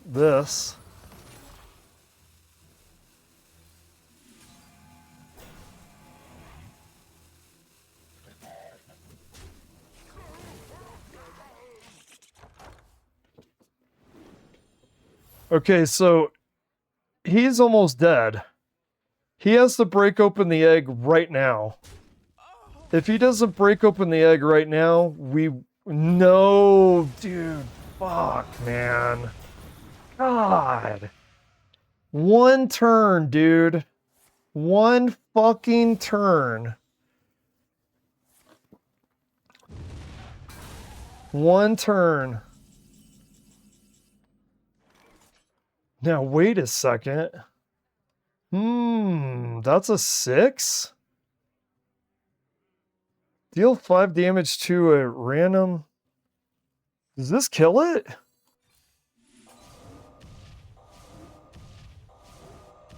It does.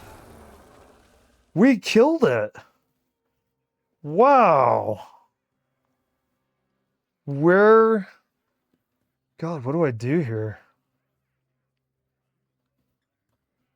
What do I do? We do that next turn. The magic flows through me. Dude, we killed it. We've done it. We've done it.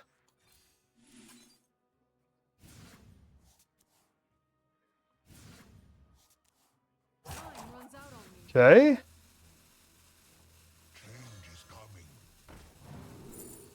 Oh, hurry up, hurry up. Dude, I can't read all this shit, bro. They're not giving me time.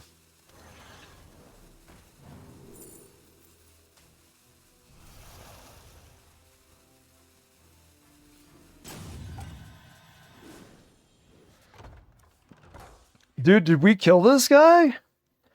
Dude, the buff Leyline like got rid of the Kalos egg that hatched. It hatched it, or Leyline killed it. Okay, dude, I'm telling you, man, there's something to the ley lines. Now, it's possible that we don't win here. But that we killed that 2020 with ley lines, mostly with the ley lines, that's actually crazy. And now we control the board. Like, since it's... Okay. Crazy work. Okay, he's doing some... Okay, but what the fuck is this? What in God's name? What kind of sorcery is this? What? I don't even understand what happened there, man. What kind of bullshit is this? How did he get that? What is he down to? 19? Okay, we do. Can that kill everybody? With the 10. The 7 cost minions, are any of those gonna have taunt? Dude, we do it.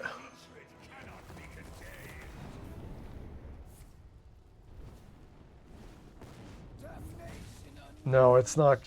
No.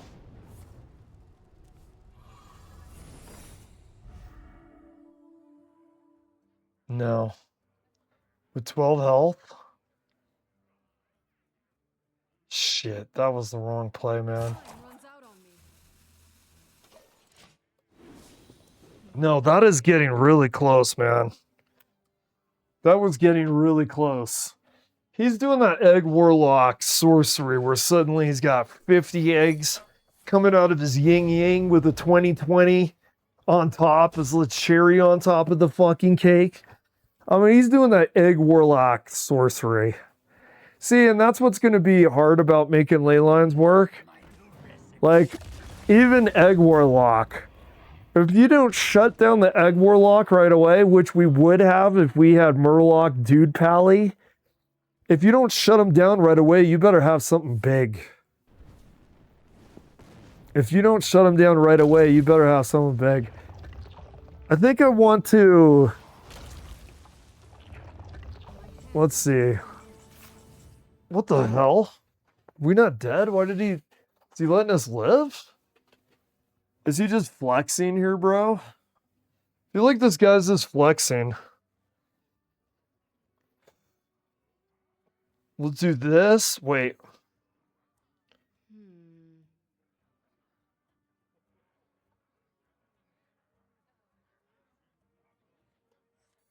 Oh no! Oh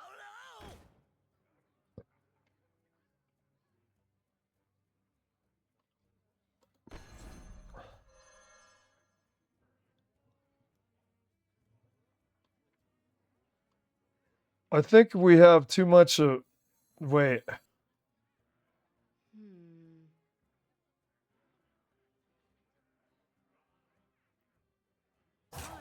Our hand is too full. Shit, dude.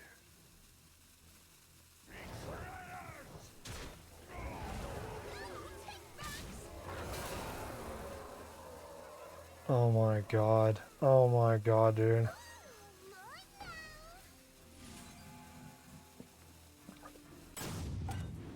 No taunt.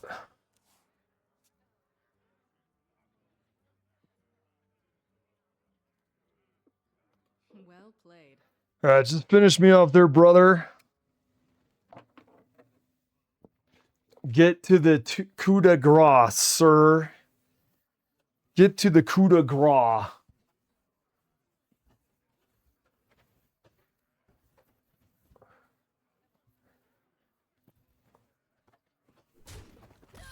Firing squad. Put the blindfold on. Cock back the hammer. Hasta la vista. It was an interesting life. Okay, the egg warlock got us, but you could see what the ley lines could potentially do. Now,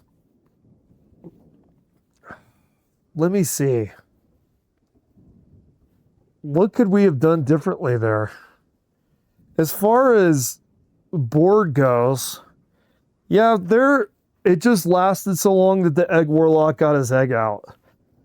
You know, but the first time he did it, we were able to answer it with ley lines, and we might have won if he didn't do that like copy insanity. So we have cheap dragons. We're generating spells with the cheap dragons. We work up to ley lines. We could do the dream cards, and we have the 10 cost dragon in order to make it where the dream cards get corrupted or whatever. Let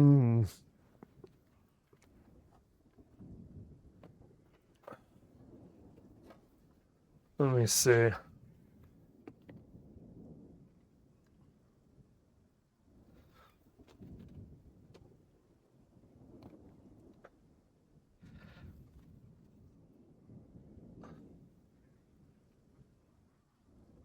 All right.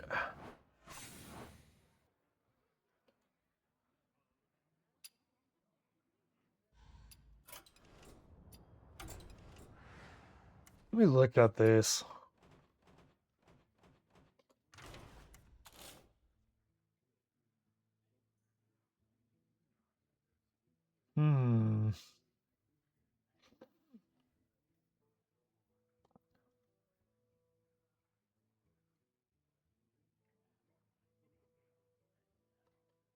But those considered, yeah.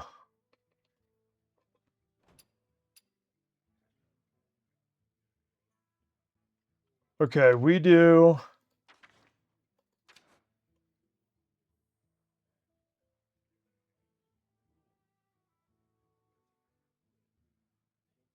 I want to try this one more time.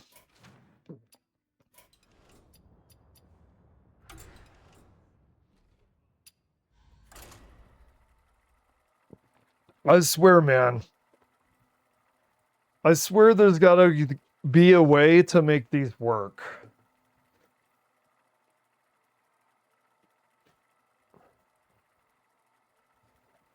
Now, that one was actually promising.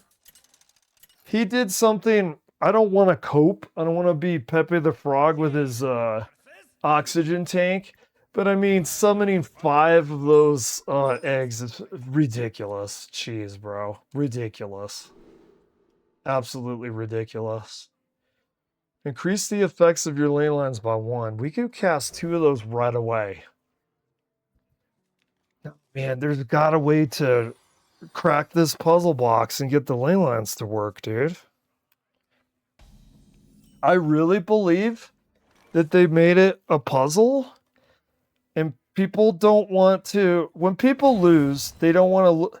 I've noticed online with content creators and streamers, and it makes sense that they do this. People don't want to look bad.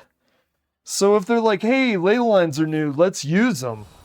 If they start getting losses, they don't want to look bad. They want to look competent. A lot of like content creators and a lot of YouTubers, a lot of their streaming and content creation is based on being inept or adept at the game.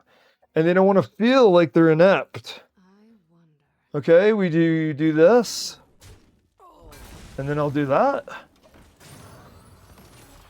Okay, good start for ley lines. Actually, Calic will help too with the one ley line that does the damage on the minions and then does face. This isn't bad. We also have 2 brood mothers, which will really help for getting more mana. They're effectively like they're a really good like 1 mana card is a good way to look at the brood mother. Okay, we have, how do we want to do this? I think we want to do, well, I mean, it's obvious what we play now. We're going to want to put, who do we want to put first? Calic or the other guy? We'll put Calic first for spell damage and then put the other guy, because the other guy really doesn't take effect until he gets the death rattle anyway. And that's meant for a little bit later. That's meant to prep for the end game. Okay, and then we'll do face. I don't know, is it a little bit of a waste to use her mana ramp for 1 HP chip damage? I don't know. It's okay. Okay. People love that card.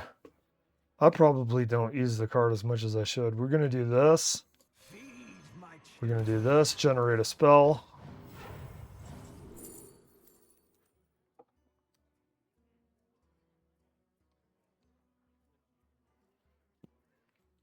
Okay, we do this. It's only 1. That's pretty good. We want to do Calic there first, though, right? Did we get rid of him? Yeah. I think we do.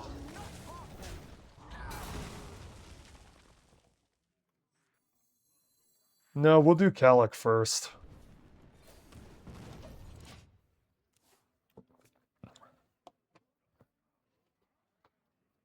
This guy is like, is this another one of those, what I've noticed, or you don't see about this in content creation in videos, but I've noticed when I've been playing, there's been taunt paladins. Is this one of those taunt paladins? Okay, so we could generate a spell. Okay, we can, you know what? No. Let's get Calic out now so the spell damage starts doing stuff. And then maybe do damage with the spell after we use the Calic.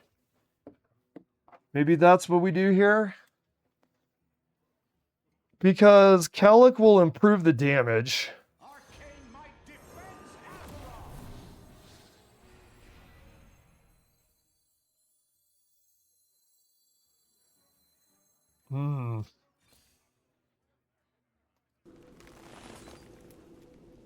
Boom.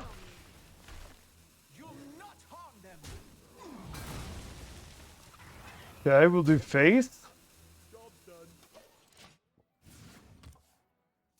What turn is it? 5. Summon a random 8-cost minion. Okay, so we got the bigger minions. I want to hang on to that for a while. Let's make that an end game where hopefully we get the ley line package cards where we can make that cheaper and we can make it happen more.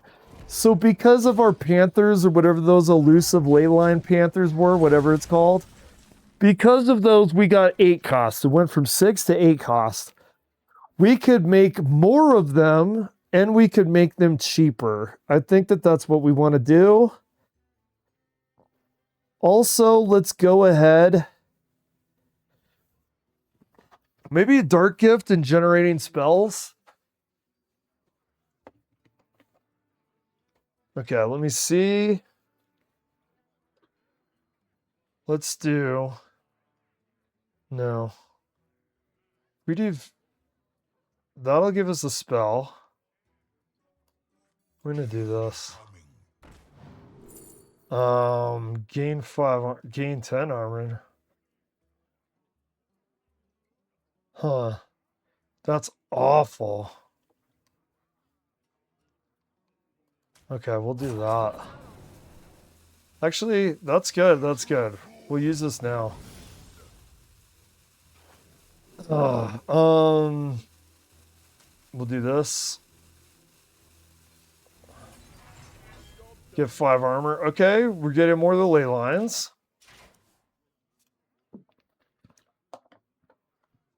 With every step, the light guides you.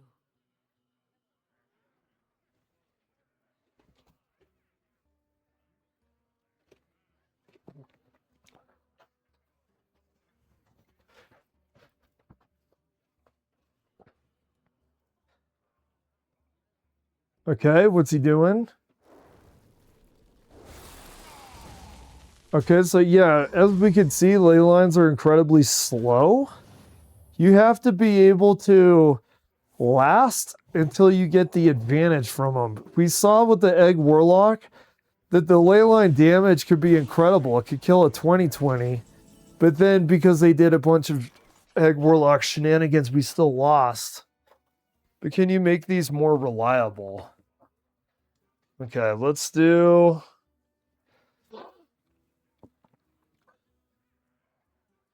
Deal 7 damage to a random enemy minion. I wonder. Excess damage. God, I kind of want to wait till they're buffed. I think we can. I think we can get away with that.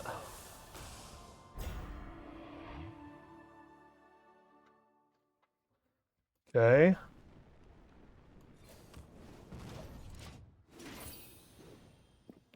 Okay, when they kill this guy, he's going to give us the dragon. Only in 3 turns we have the dragon out. I think we win this one. I think we'll win it. Okay, he's got end of turn. Is this an end of turn paladin? Or I don't think it is. Very weird. Okay, he trades. There we go. We get the Fryak. He don't give a Fryak about no end of turn paladin, if that's what he even is. Okay.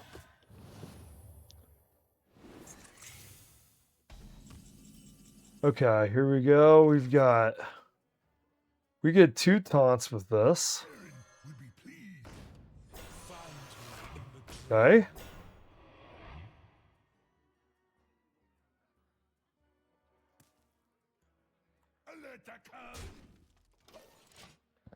Alright, Reborn with a taunt ain't bad. 2 more turns, we get the dragon.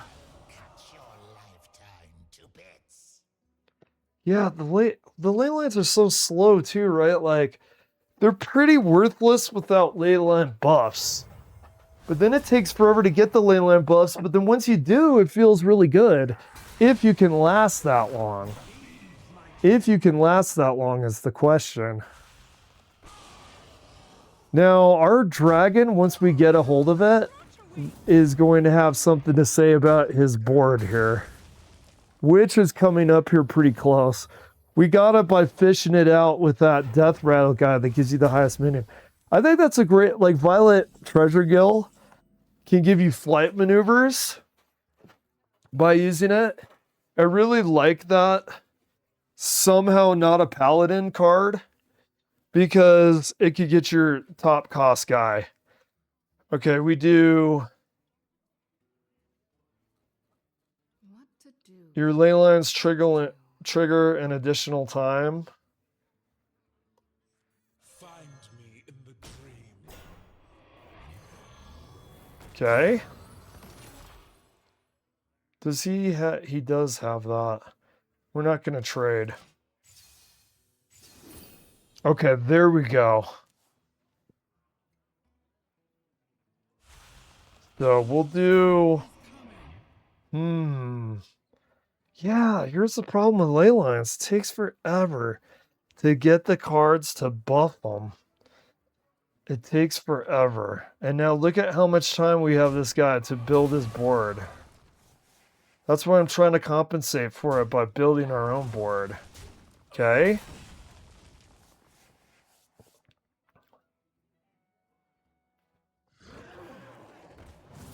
The fire dragon is going to go crazy here. If there is ever going to be a clip, it's coming up probably. If there was ever a Hearthstone clip, it's coming up in a second, I think. Oh, there's his end of turn. Okay. I knew he was kind of an end of turn guy. Sorta. Okay. Wow, he's spamming those. Alright. Here it is. Here it is. There we go. Alright, man. Go to work. Destroy. Destroy. There it is. Boom, dude. Freaking boom. There goes his board. Oh, and look at this. Look at that. Damn. Yeah. Dude, that one dragon with all these is so good, actually. That was so good.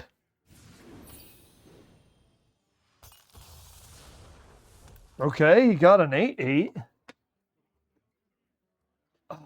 The problem with ley lines, man. I mean, look, the ley lines aren't even doing the work here. Like, what work?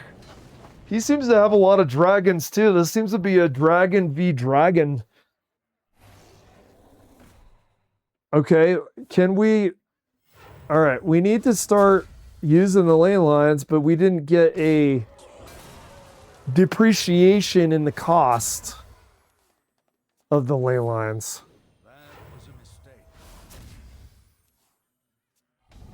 Man, he's building a board like a maniac.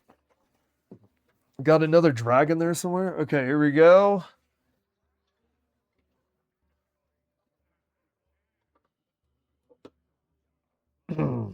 We do. Okay. Which is the damage one? We don't want to go to 4. Okay. Okay, we do this. Right? And then it's 3. Okay. And then we do the damage one. Okay. There we go. Let's see what we got. Okay. Yeah. There you go. Hey, ley lines. What's happening? See? Yeah, right. When we got like a 30% win. I told you ley lines were good, bro. Yeah, the last one was a win. I told you ley lines were good. No, hey, come on. Come on now. That felt nice. I don't know if statistically, demonstrably we're doing well here, but it felt good. It feels good to win with ley lines because you do it so infrequently, don't you see? Okay.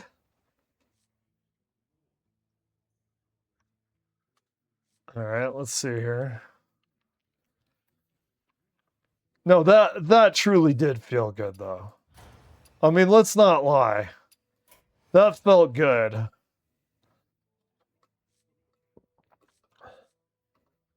Let's see. I'm not going to play any more Hearthstone today. Let's do,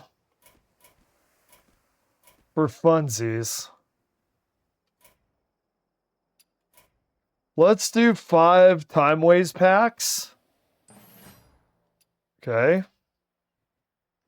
With the gold we've gotten through the Tavern Pass. And then let's go open.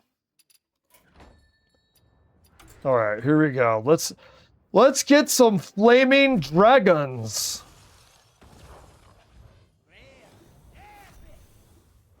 Okay, a shaman, rogue. Oh, let's see this. Deal 3 damage, freeze 2 random enemy opponents. Interesting.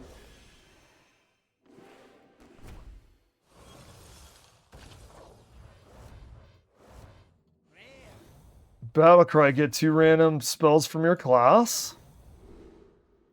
Okay. Hey, look at that. Dude, this guy is really good. This dragon recently got nerfed, actually. It's a 5-8. Wasn't it a 6 or a 7-8? We might actually use that.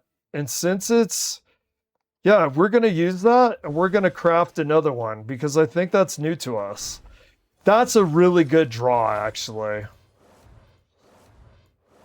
I mean, it recently got a nerf. Okay.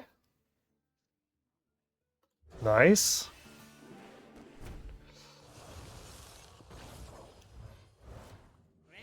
Okay. Arcane Barrage. Hey, dude, we don't even have to craft it. Oh, dude, okay. Before I play again, I gotta make a mental note. I gotta make a mental note of putting that in the deck. In fact, trying to make Leyline Mage work. Okay, let me do that right now, and then I'll exit the game. Nice. Oh, 4 costs with Rush. Combo Overload for 2. Gain Immune this turn and Wind Fury. That's kind of cool. I have to remember that. I find, honestly, when I first started playing this game, I thought that the cowbelling of dragons was ridiculous. But it's kind of like when in Hearthstone, do as the dragons do. Okay, so I don't forget. Let's go to Mage. That actually out of 5 packs, getting 2 of those and not having to craft any of them. No, this guy was too good. That guy was too good. He builds his own wall. I think we get rid of this. And now let's go. It's a 7, right? I've heard the nerf that they just did to this card very similarly to the very similarly to the flight maneuvers didn't do much. I heard the nerf was pretty ineffectual to actually making this card not worth it.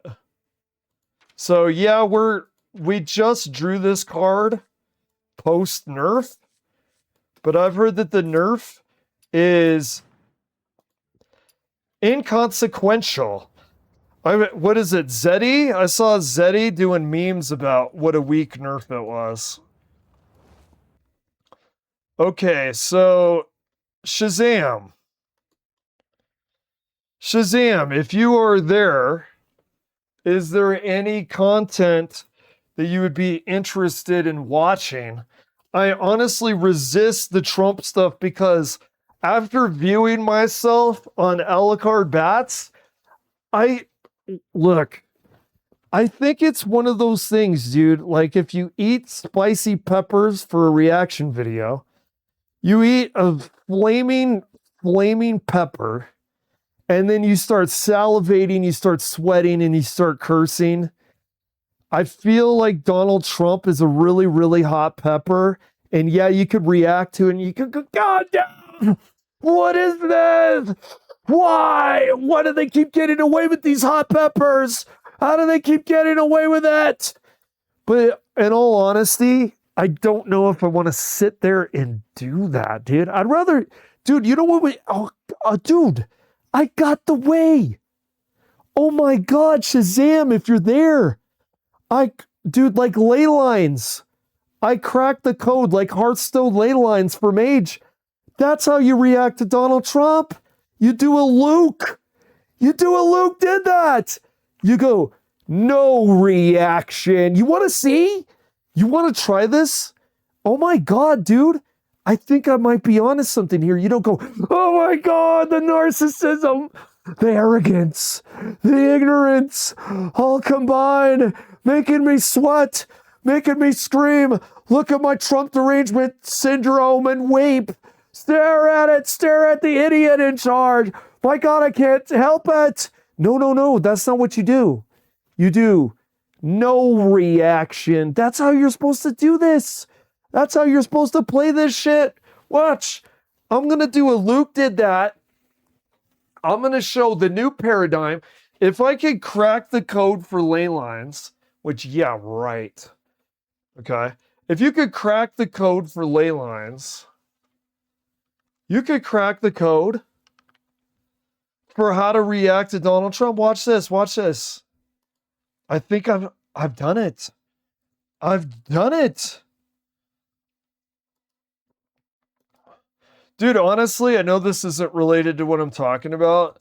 I swear to God, the RNG gods are on my side on that game. I was like, maybe I'll open 5 packs of time ways. Maybe I'll get some dragons. I got the neutral dragon, motherfucker. And I'm using dragons on the ley line mage. I got the fucking dragon, motherfucker. I got the guy that just got nerfed. And the nerf was inconsequential. I got the dragon. 5 packs. And they gave me 2 copies. Okay. How to actually react to Trump. I'm onto something here, man. I'm telling you. I'm onto something. Watch. Take a look at this. I've got it, dude. Luke did that. God bless you. Luke did that. Okay, wait for it. You see all those nepotistic bloodsuckers? No reaction. Well, thank you very much, everybody. I'm not angry at all. Very important. Oh, like Luke did that. Wait, guys. Donald Trump? Nepotistic silver spoon twats? In our country right now, but we're doing very well. Okay, Donald Trump saying that we did very well? Okay, guys, I got it. This is it, dude. I've cracked the code. You don't do his song. You don't do his song and go, it's a dance! No.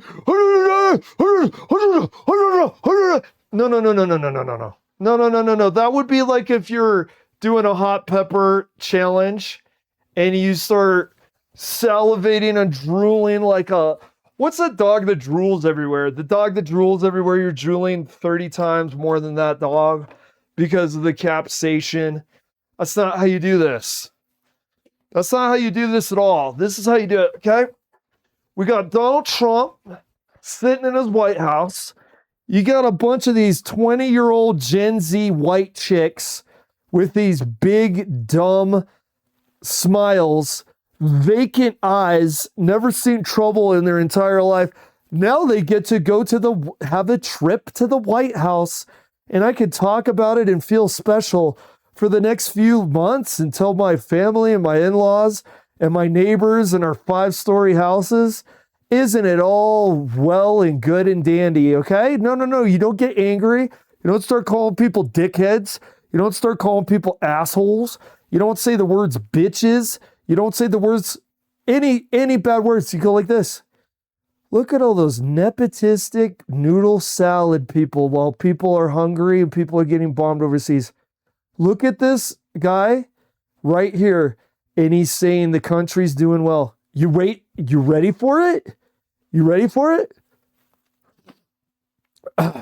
No reaction. Oh, no reaction. So as Luke is to eating spicy food, you must react to this guy. Imagine this guy is a really, really, really hot pepper. And instead of saliva and sweat, it's starving poor people, and it's bombed overseas institutions, okay? Imagine that's the sweat and the capsation and the drool coming out of the mouth, okay? We don't go, my mouth is on fire, make it stop. No. Take a deep breath. Here it is. I'm inspired by Luke did that. He just said the country's doing fine. Are you ready? No reaction. Oh my God, dude, I solved it, man. I know how to react to Donald Trump now. I know how to, you don't go, and like, you're not like the grandpa guy from that weird Marilyn Manson music video right before he blew his brains out, that screaming, that really loud, shrill screaming. You don't do that with Donald Trump. No. That's not the way to make content about Donald Trump. What you do is you say, no reaction. That's how you do this. That's how you play this shit. Most healthcare plans do not cover these benefits, but today I'm pleased to announce that the Department of Labor is issuing... What in the fuck is with the two ladies on the left? Is this AI? Is she on like Binky's kids cartoon? Is this like 2000s Disney IRL kids show? Look at that coat. Look at the two left coats. Look at the coloring. She looks like a fucking Easter egg with jewelry. What in the fuck is this? A new rule to formally That create is a the fertility weirdest benefit coat option I for have ever employees. seen in my life. That looks like a cartoon, man. That looks like Willy Wonka is her, what do you call that? You know, I'm a poor person. I get clothes from Goodwill. What the hell is that? A tailor. It looks like Willy Wonka is her tailor. Am I getting home the fact that that is a weird ass looking jacket? That can be offered Who is to this all lady? employees outside. Which one is this?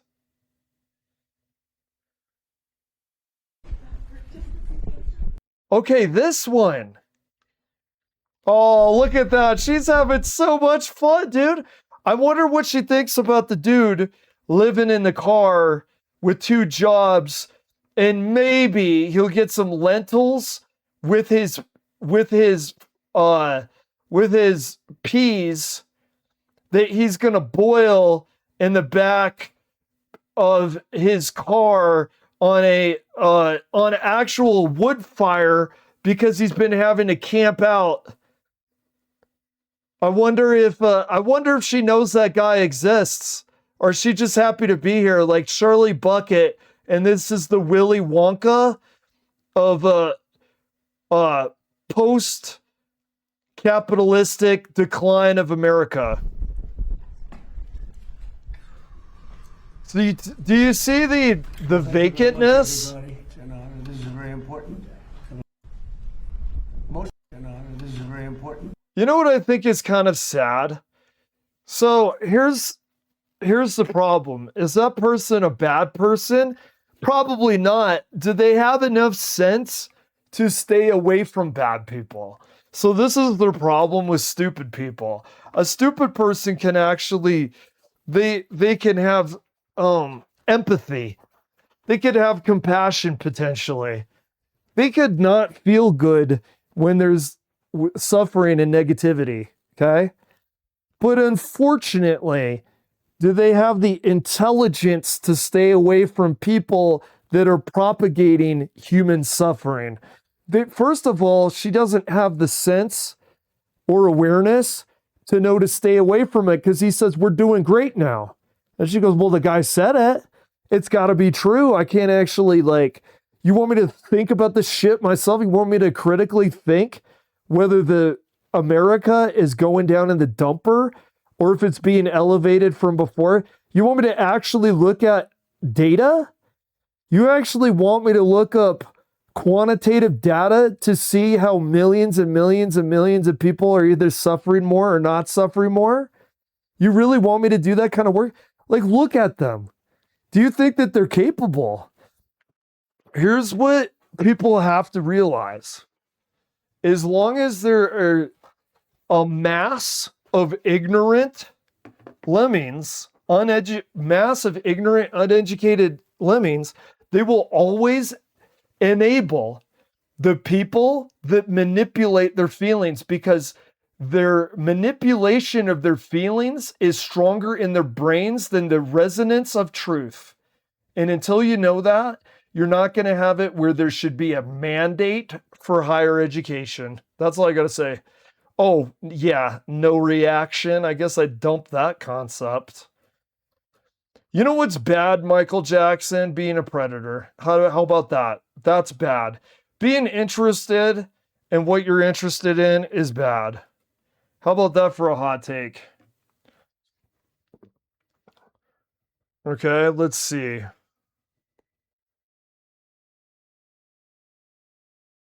Hmm.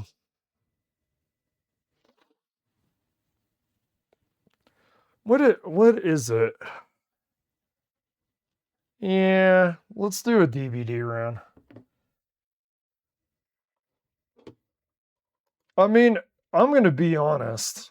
I'm gonna be honest. I'm actually extremely tempted to do more Hearthstone, but I gotta do more stuff in the stream. I gotta do more than just Hearthstone. I can't just be doing that. I can't just cowbell Hearthstone. Especially especially a game that's like a decade old with already a bunch of people that follow them. There's a bunch of content creators. It's harder to get viewers. But I will say this, I also do it for pleasure because the game is really fun and addicting. And I look forward to my streaming. And it doesn't matter that the stream hasn't grown the way that I would have wanted it to by having it a year and 2 months old. I'm okay with that because I enjoy streaming, because I delay gratification. And how I delay gratification is I only do the stuff that I enjoy doing on the internet, like playing games on stream. In fact, if anybody wanted a tip, how do you keep a positive mindset while you're streaming? Well, do you play 6 hours of games off stream? Do you play 6 hours of game off stream? Because then you're not going to look forward to your gaming time on stream as much, are you? So my advice would be have delayed gratification and only play. Well, what do we have here? William Afton. What do we do here? I think William Afton is royalty or whatever. With nobility. I think that's nobility. Okay, we do.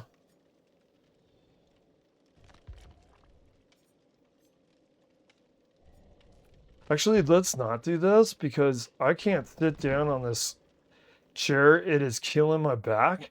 And if nobility gets out of a game and wants to play, I'm going to have to be on my feet even more. No, I'm not coping to just play Hearthstone.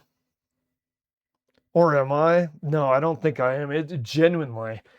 If I can't use the chair on DVD, I have to stand. If I stand on several matches, it could be an issue.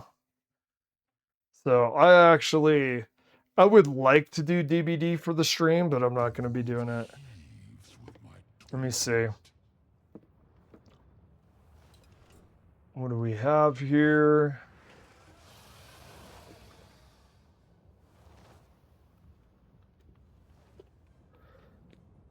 Okay.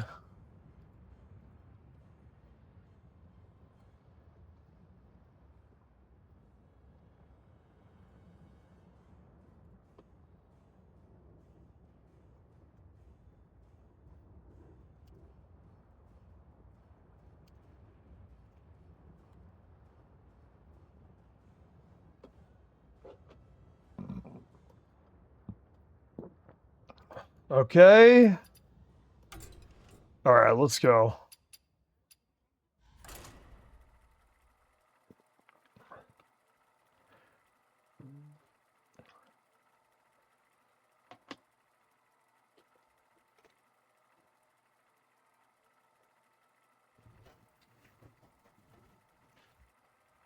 Dude, have you ever had it where like a movie line is repeated in your head over and over and over like a meme?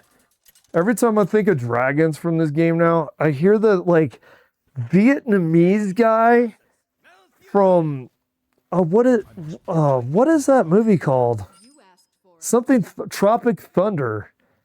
That Vietnamese guy from Tropic Thunder going flaming dragon.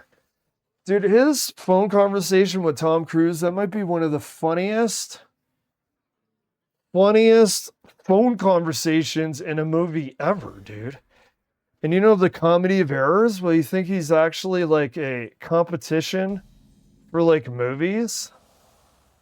Okay. Druid.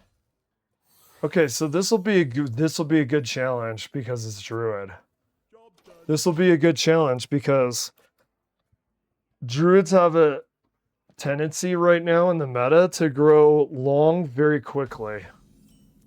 Okay, he doesn't have anything. That's actually kind of surprising coming from a Druid. Okay, we do this. We get a nature spell at the end of the turn.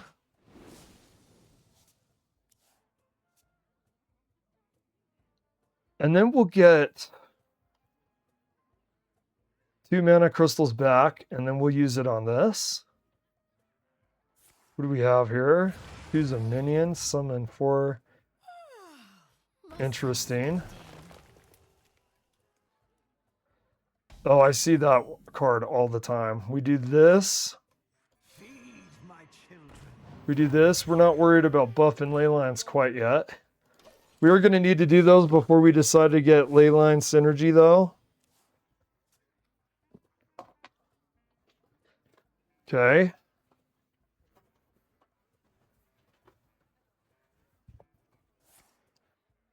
All right, he's up to some Druid shenanigans, no doubt.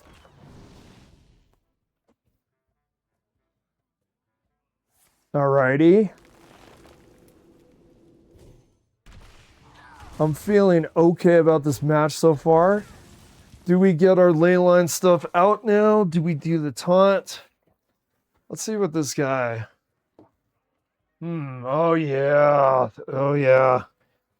This is going to be tough. Let's see how we do on this. Okay, we do this for the taunt. We're going to generate more spells. So maybe on turn 6, I decide to...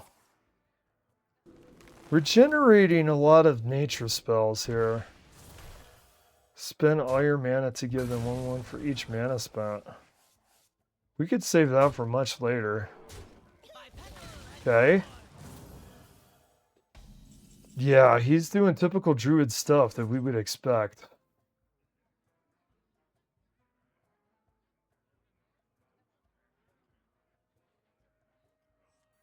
I'm gonna do that. We're gonna get a taunt wall out of this, hopefully. Now, what do we have? We could do... Let's do maybe 2 of the ley lines. I want to use that one to summon some really good bodies, that nature spell. We go like high enough with the cost of the minions on that to make it worthwhile. Okay? Yeah. See, this is going to be a challenge here. Okay. Now we do choose a minion, summon 4 2/2 treants to attack it.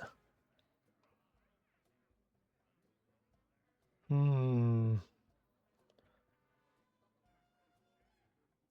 to do? Do we just do that? It's a 2. Or okay. See if he goes face. I'm a little worried that he's going to go face like this. This is a good test. The Dragon Leyline build, this is a good test because this Druid is playing Druid the way Druid should be played and is kind of meta for Druid. In fact, the way that it takes a while for ley lines to escalate. Yeah. Uh-oh. Yeah, maybe I should have done those defenses. I'll do them now. What are we down to? Okay, I mean, that's not too bad, is it? Oh, man. Yeah, they're a fuck ass, aren't they?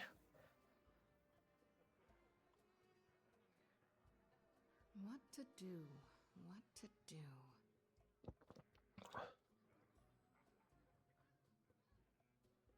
God. God, what do we do?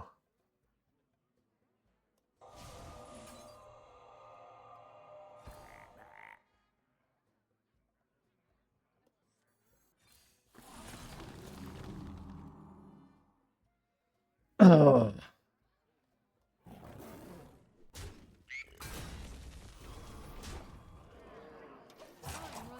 Okay, what's he gonna do here? And I wonder if that was the correct play. Some of these, God, you know what's weird about generating those nature spells? They sure have a lot of them. I'm used to using certain ones. I mean, I was used to using Hex. I will say, though, it's part of the fun of playing like this. Okay, good, good. Okay, good. Okay, good. Okay, good. Okay. Okay. I'm okay with this. I think I generate.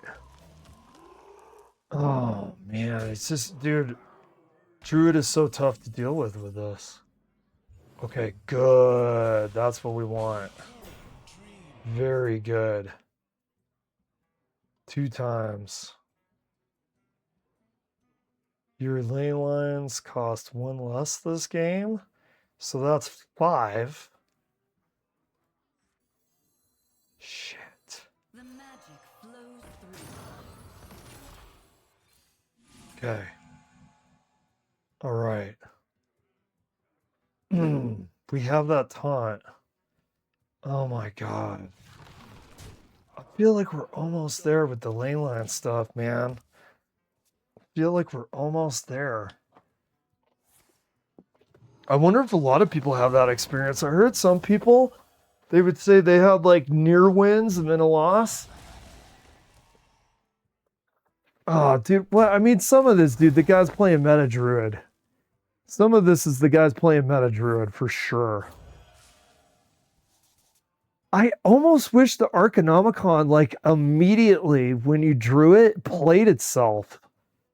Because then having a discount and having all the Arcanomicons would be so much helpful. That one turn would be a world. Okay. That one turn would be a world of difference. What are we at? Okay, we're at 14. Shit. Oh my god, we need to... No. What to do? What? Choose a minion. Dude, why can't they attack multiple people? Oh my god. See? I think we're dead. Wait. Oh my god. Ley lines cost 2 less. Okay. Shit. Shit. That might have done it if those were... Oh, man. Oh my god, brother. Oh. Oh my god. What's this? Wait. Oh. It didn't kill it? Wait, 5, not... God damn it, dude! Shit! God, it's so close, dude. God, the lane line shit is so close.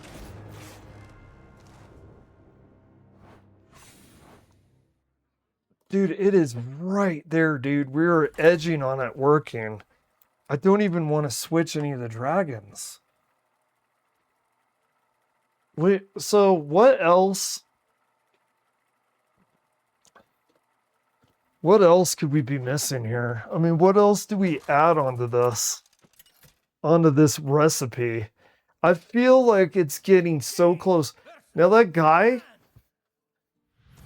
was definitely Meta Druid and he did a good job, and we still We still were about a turn away from getting the guy. We still were about a turn away. What do we do? What do we do to make those ley lines work, man?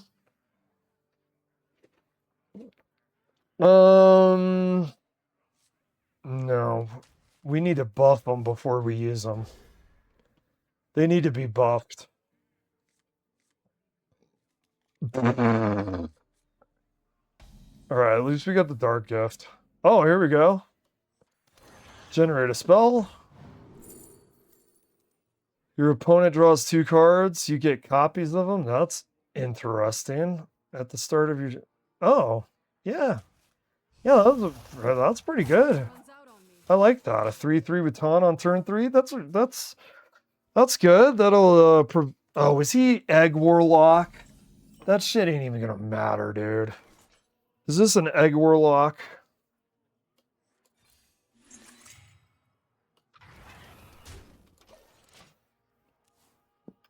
I feel like he's Egg. Warlock's got a fever. There's only one known prescription. Needs more eggs. Honestly. They're pretty much one tricks. Pretty much, you see a Warlock, by turn 15, you're going to have basically a less expensive dozen eggs than in the Trump administration. Our country under the Trump administration. Okay, so I honestly like that Naga spell. I appreciate that spell that we got from our 1 cost. That is a way that we are learning to compensate for having less spells and more minions, as we have Yeah, dude, come on. An Egg Warlock, dude. It's a shocker, brother. No way, bro. Egg? Couldn't be. Okay, we buff ley lines for later. We've actually had the ley line that damages people destroy one of those. Okay, yeah. Yeah, I didn't see that coming, dude. Oh, what? No fucking way, brother. That is strong. Even with the nerf. We do. Shit.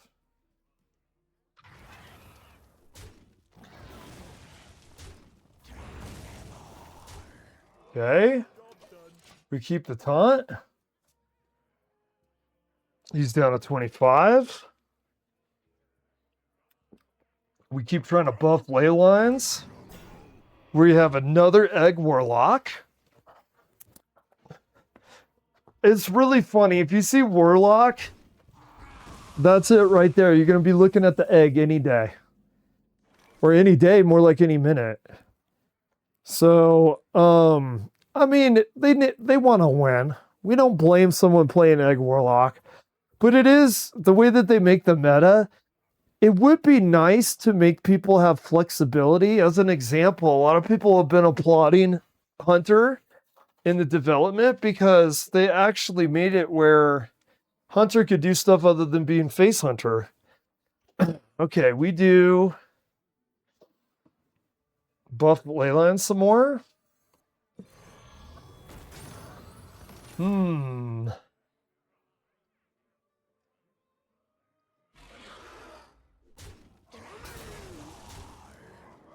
Okay. I mean, we get some pretty good strong boards with this. Really, you want the idea behind this deck is you want spells to shine once you get the ley line. You want spells to shine once you get the ley line. But you're okay with generating spells? Okay, what do you have? Okay, he's gonna get 3 armor or whatever. Okay.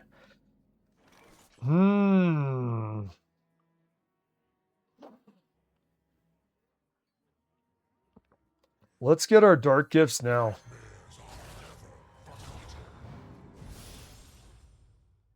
Let's do that one. And then let's do this.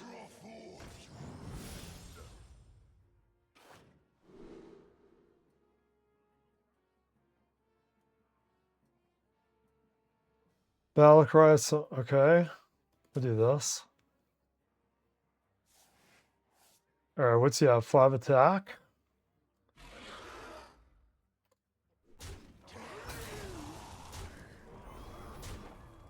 He's got 4 more times to break, dude. You're gonna end up getting killed here, buddy.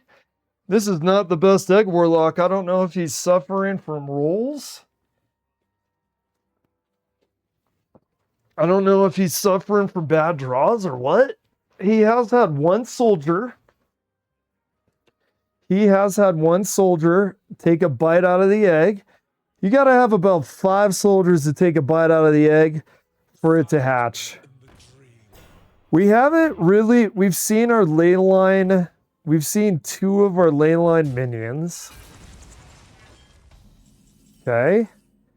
I think this guy's either having horrendous rolls or he's just horrendous. And I don't know. I don't know what his cards are. Okay, we do...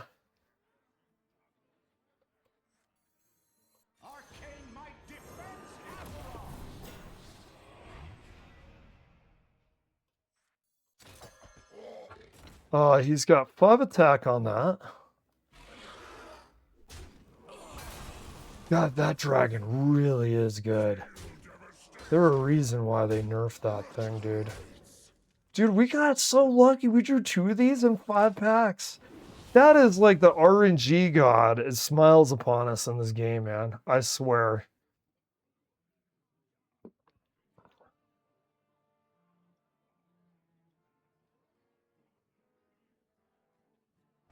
Oh, there it is. What do you have? I think you might be too late, brother. Okay, you might be too late.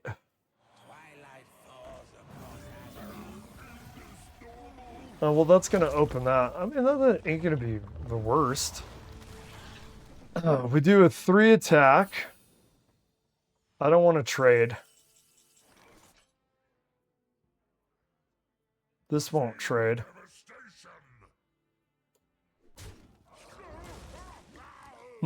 That's a 6. Jesus. We'll do... Oh, man. 3 and 4. Shit. I guess we'll just do that. I mean, we got a lot of value out of that guy. Okay, maybe dead next turn, maybe not.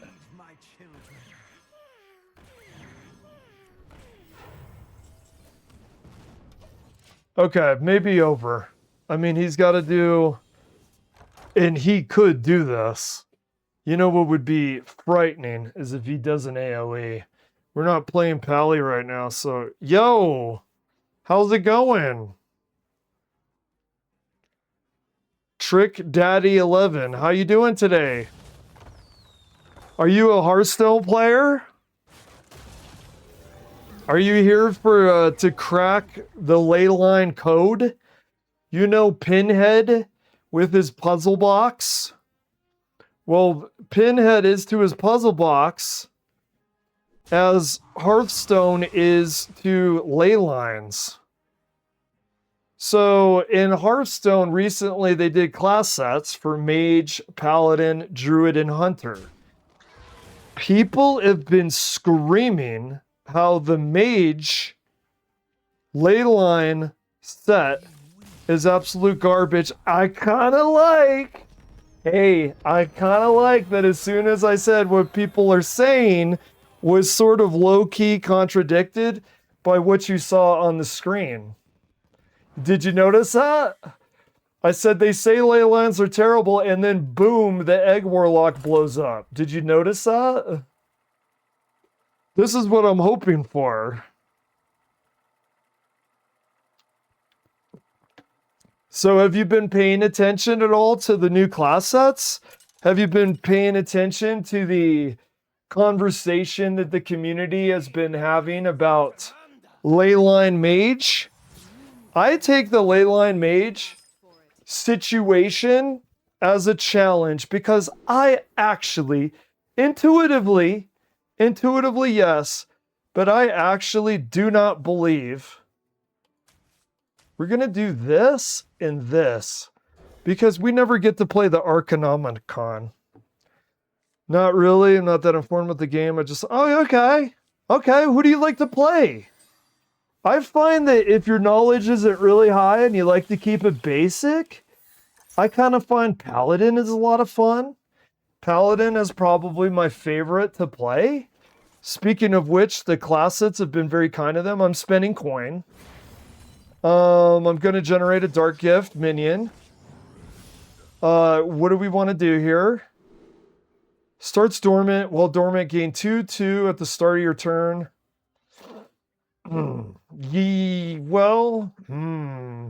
Taunt? Discover a taunt minion. Yeah, let's do that. You know, I've noticed taunt, although people use it, people do value it, people don't speak as highly about it as maybe they should, because a lot of times, man, a game is the difference between taunt and not. Oh, dude, okay. You are absolutely based, brother.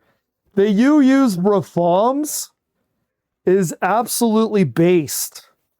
So I got a reform draw, and I use them, and I try to use it with Viranoth. Because you basically get those extra 10 slots. I try to use it with Viranoth so I could get those Viranoth buffs.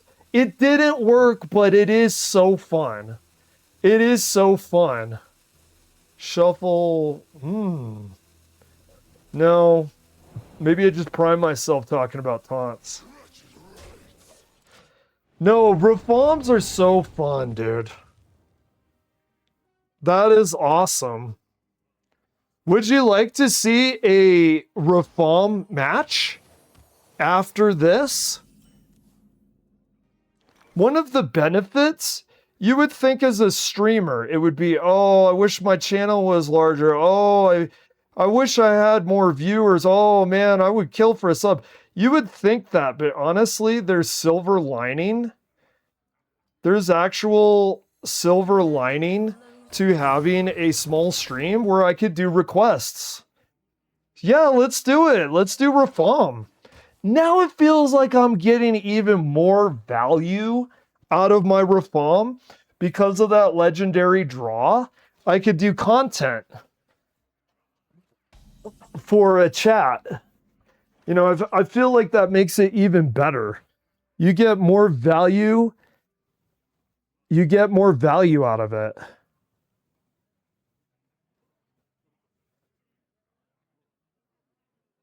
Oh, I have not played much Shaman.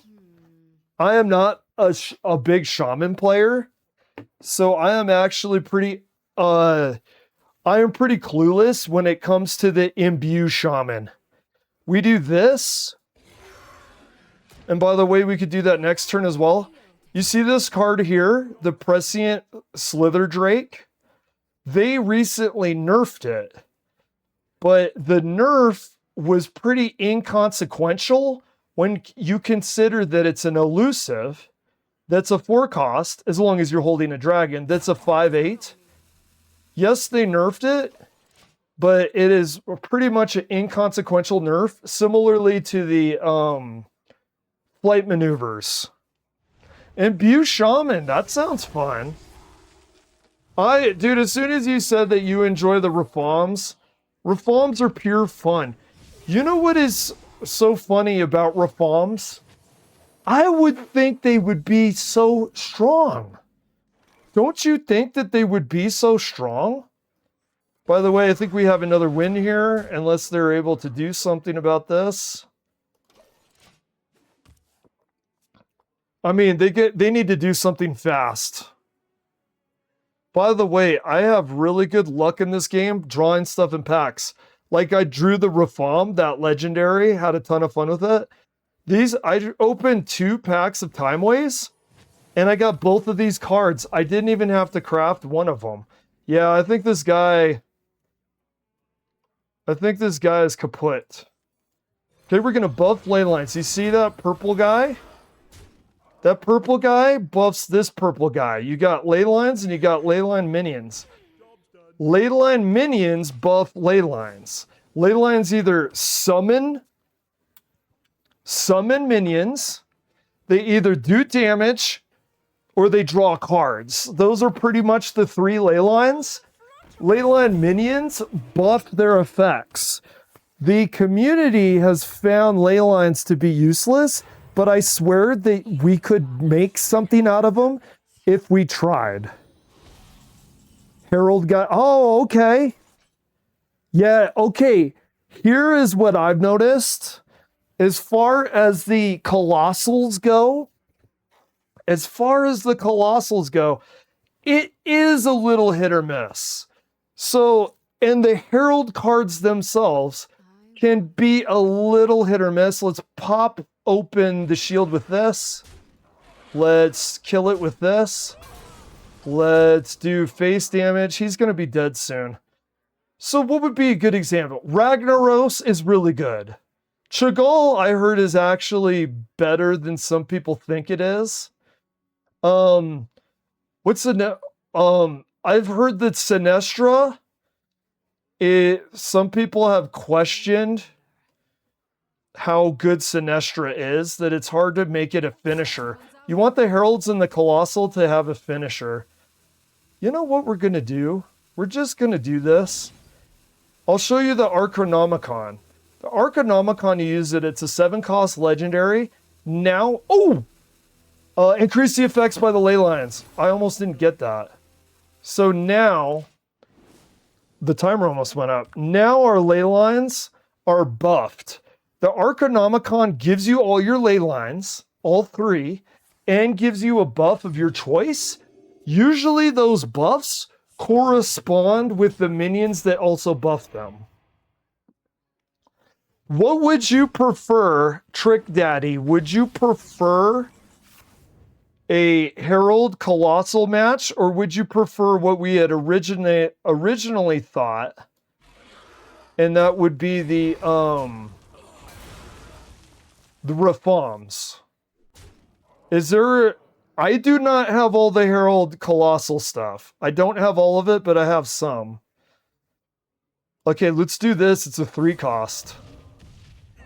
Boom. Okay, we have 5 more. Boom. Yeah. Yeah, this is looking over. Okay.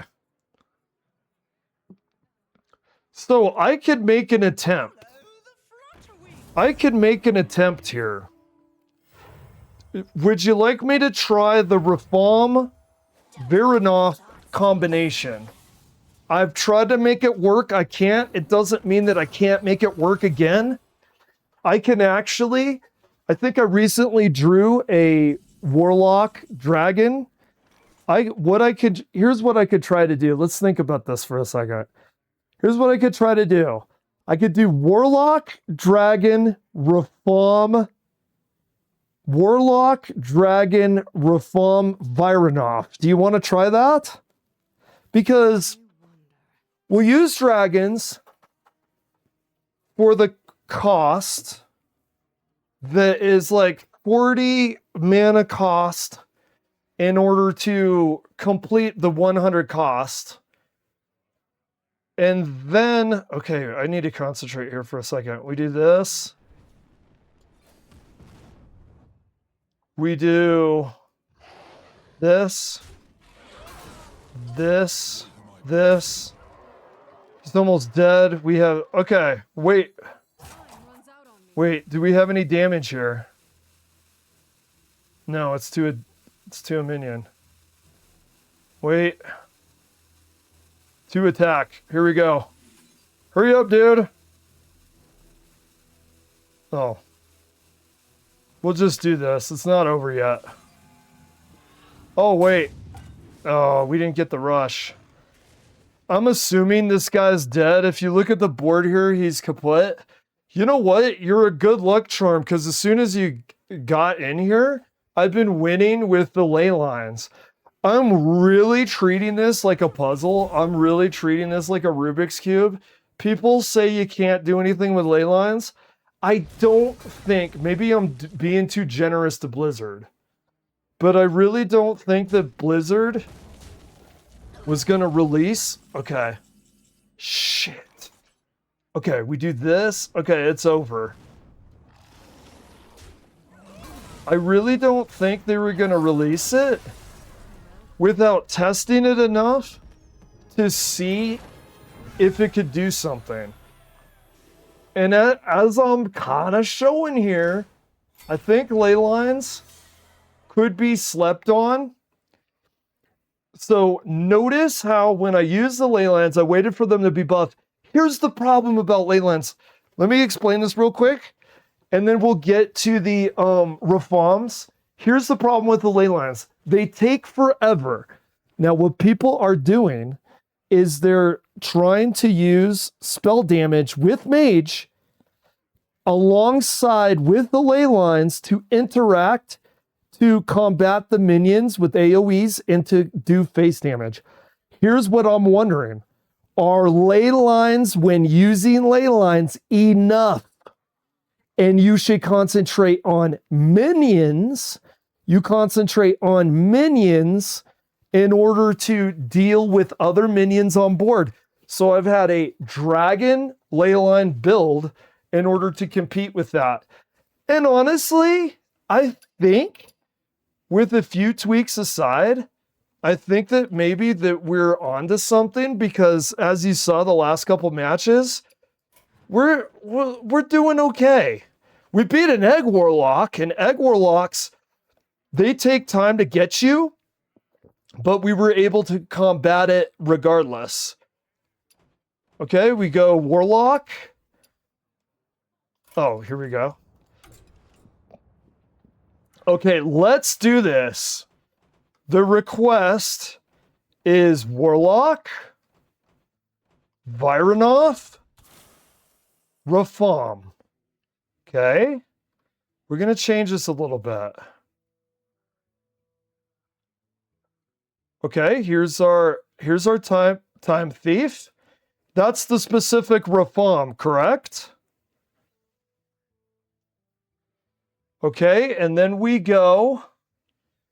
Oh, by the way, we're gonna combine this with Herald. Or do we? Maybe that's where we went wrong. Maybe we take off Shogal. We have Vironov. Let's take this off. What we're going to do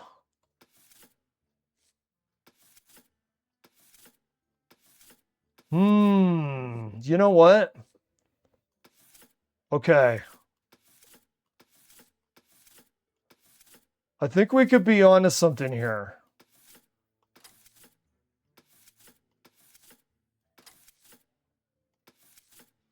Okay, now Warlock. We're in Warlock. Let's look for dragons. Okay. Shuffle 2 shreds of time into your deck. When drawn, deal 3 damage to your hero. No thank you. No fucking thank you. That is awful. Why does Warlock... Why do you keep hitting yourself, Warlock? Why do you keep hitting yourself? Okay, lifesteal, I can deal with that. Now we're at... What are we at? We're at 69. Does he have any more dragons? Dragon, rush, battle cry, cast a shred time from your deck to summon a copy of this. I don't know. I don't know what shred of time is. Okay.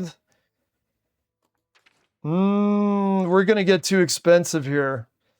Okay, let's go to... Okay, we want this kind of stuff. Now it's at 71. That's 71. We're gonna do Locust Dragons. I think we might be able to get this. I really like using a Hex on an Egg Warlock. And they just surrender. Yeah. Oh, yeah. Dude. Oh, yeah, because you play Shaman, right? Isn't Shaman with that? Let me do this. Actually, this is going to go crazy here.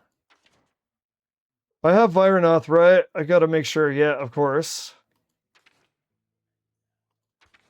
Okay, we're at 18.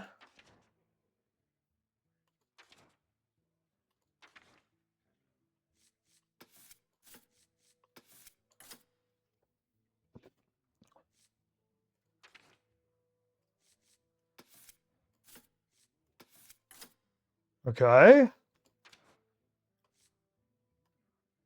No. Whoa. No, not that.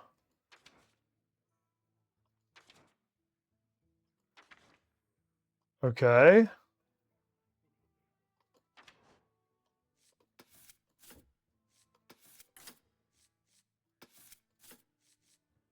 Okay.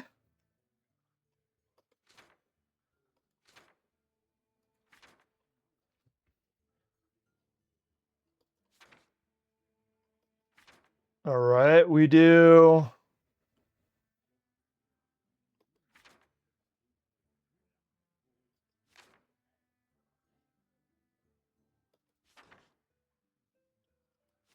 All right, what do we? Okay, here we go. All right, now.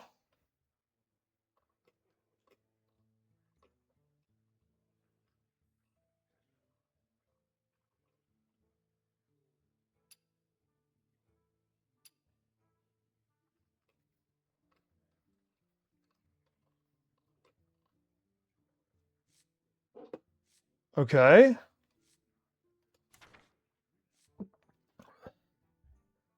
Discovery.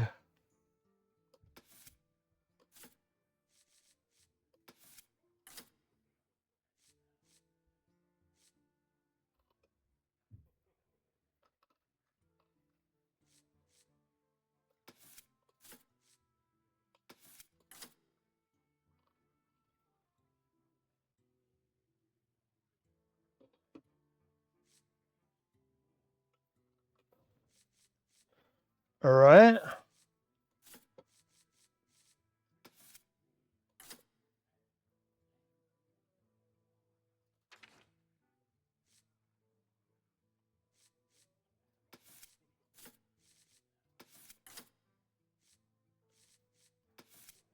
No, wait a second. Where is the?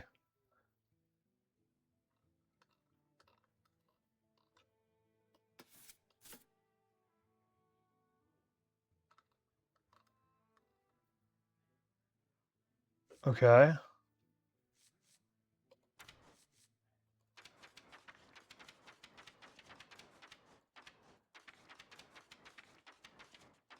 All right, we go to Vironoth.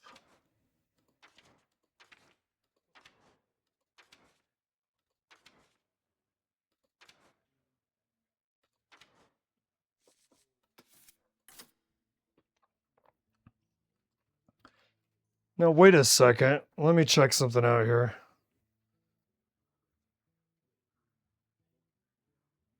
Yeah, the 100 out of 100 is you have to have minions that cost 100.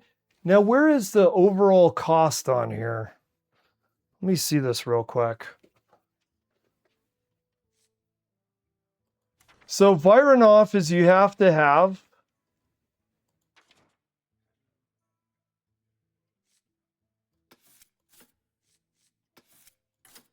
When I'm looking at the overall.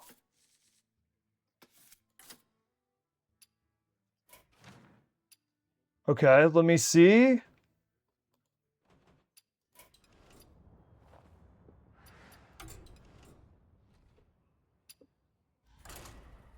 Okay, here we go.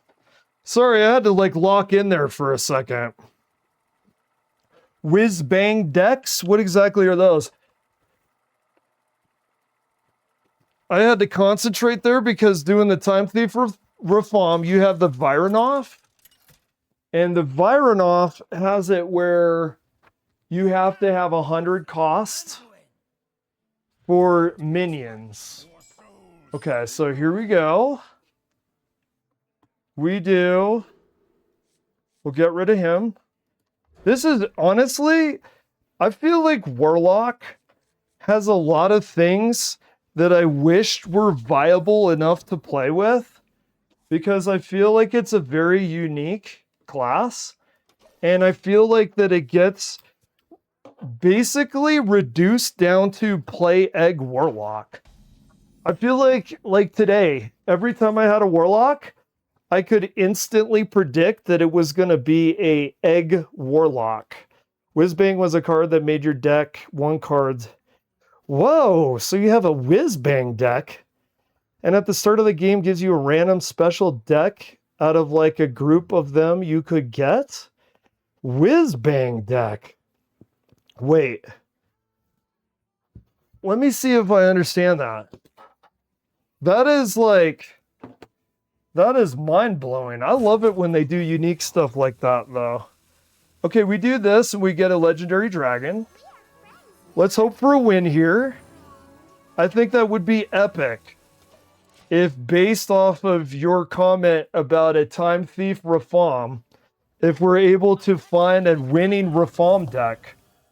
Because I realize with Time Thief Reform, if you use Vironov, which you instantly get a perk by using Vironov because you get, 68 points for minions just because of the 10 Reforms? If we do that, can we combine it with dragons? See, I've been having a fever with one known prescription. It's need more dragons. Can we combine Time Thief Reform with dragons in order to get a win? 1 damage? No, we'll do this and we'll summon a copy. Okay. Perfect, we get lifesteal. Usually used to lifesteal with Death Knight, but we'll definitely use it here. Yeah, let me read that again. That is a mind-blowing card. I don't know if I quite understood that correctly. And then we do... Oh, we got 3 of these now. So I'm assuming we're going to be able to do a lot of lifesteal. Now, this is a Warlock class dragon. Do you play much with dragons? Because I've noticed my first reaction was, God, you guys keep cowbelling dragons. They keep cowbelling dragons. When in Rome, do as the Romans do. When in Hearthstone, play dragons. Dragons have so much good synergy together. I mean, they recently had to nerf a dragon because of the synergy. Okay, we do this. We do...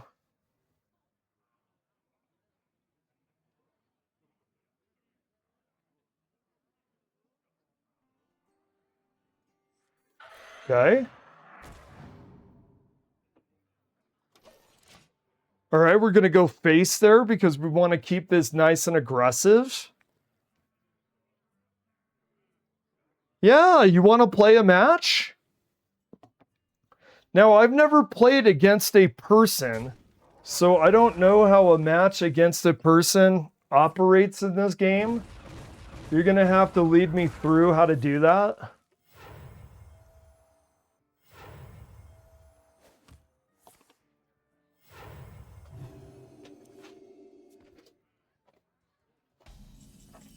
I'm assuming they have their own custom match. I mostly, when I play this game, I mostly just play Hearthstone through the ladder. Oh. Yeah, I mean, I know that the Warlock hurting itself, I know that it must have value, otherwise it wouldn't be in the game. It's just so unintuitive for me to, like, hurt myself when I'm playing a game. that it's like hard for me to wrap my head around. We'll do another one of those. God, we played 3 of those in a row. I think we'll be able to do lifesteal out of that.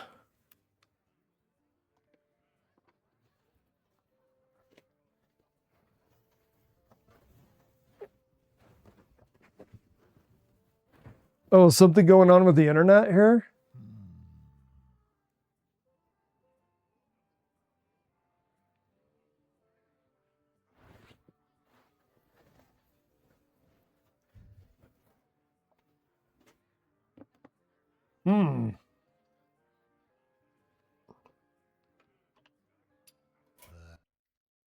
Huh.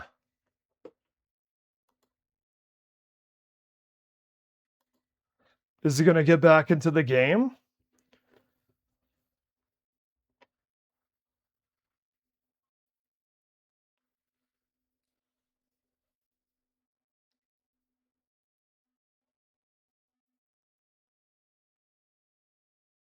The Warlock is the 5 mana card that summons a Beast Death Rattle.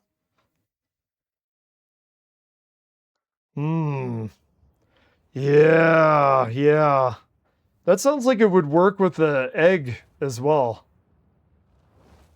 Now that seems to be I'm connected to Twitch.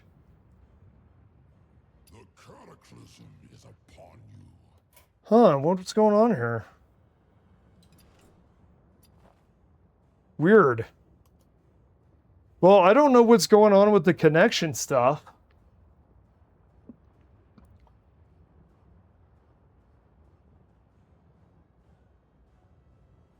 Oh yeah, I love lifesteal. When I use Death Knight, I especially like to use the lifesteal. It feels so good when you have an Ashbringer and you have Deathwing. You said that you don't do much Herald. So with Deathwing, you have the Herald with Taunt, which you can have 2.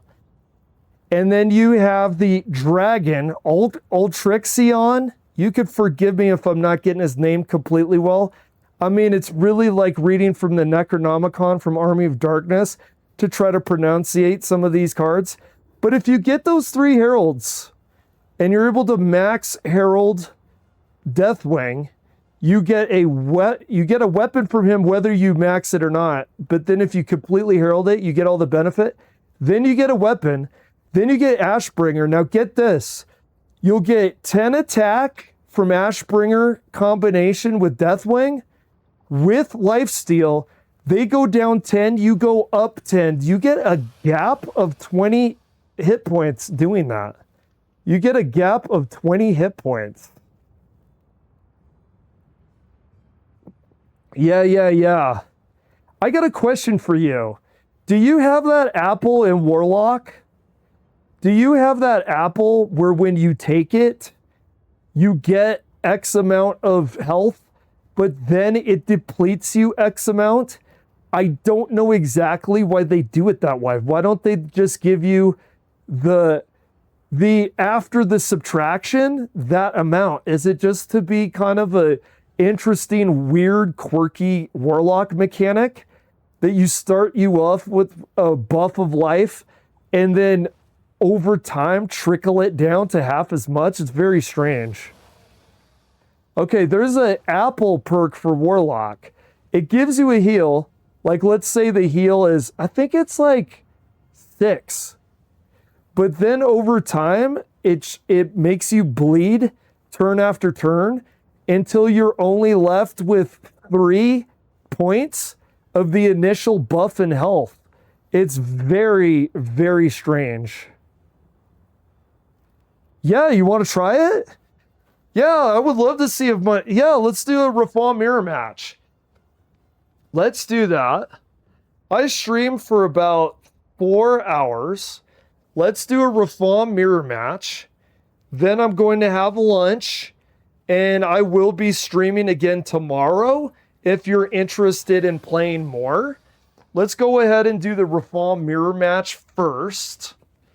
This is actually really good timing. You came in about a half hour before I would have a lunch, so I could showcase ley lines. You're the first to see ley lines can do something. Honestly, no hubris aside, you're one of the few people that saw ley lines do something. Then we did a reform match, and then we'll do a reform mirror match. Now, where do I need to go? Let's go to... Go ahead and direct me about how to get this going. Yeah, here's the thing. You know how sometimes you can have beginner's luck? I have not been playing this game very long. But I was using my intuition of experience in life, and I was saying, I don't think these ley lines are garbage. I think people don't know how to play with the ley lines. And they don't want to look like they're losing because they're content creators. So to save face, they're dumping on the ley lines. And one of the things that I noticed that people are doing with ley lines the most is they're combining it with other spells. What if you made more of a aggressive minion build to accompany ley lines being in the late game? What if that aggressive minion build helps you trudge along to get to ley lines? Now, don't get me wrong. I'm not claiming my build is amazing. It's experimental, and it's all theoretical, and it's like you're making a recipe. There's no such thing as a perfect stew. There's only mixing and matching different ingredients until you think it's better. Yeah, and I think a lot of times content creators and people that are streaming, they need to look good. And if it takes a while to make ley lines look good, they feel very uncomfortable losing with something that needs to be doctored and needs to be tinkered with. You know, they'll just say, oh, it sucks. They have a knee-jerk reaction to just say it's bad. Okay, so you're going to have to treat Alucard Bats like he's a knuckle-dragging troglodyte that just wandered out of a cave. Show me or tell me how to do this matchup. Where do I go to do our reform mirror match? Oh, okay. Oh, I'm sorry. I didn't see that. In the little gray, very thing bottom left. Okay. Let's go there.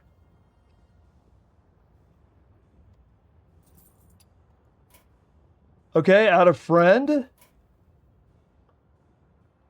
Okay, what am I calling you? Is it the same as your Twitch? Trick Daddy 11? Okay.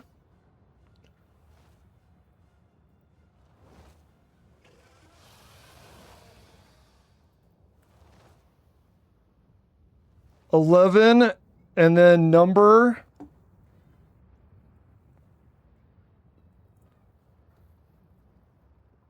And then 11, what is this?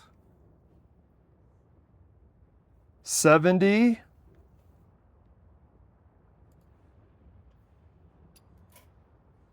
Oh, okay.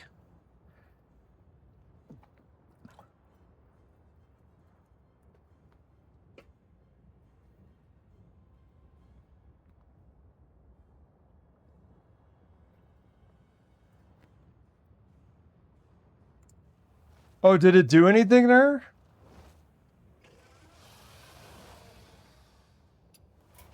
Oh, here we go.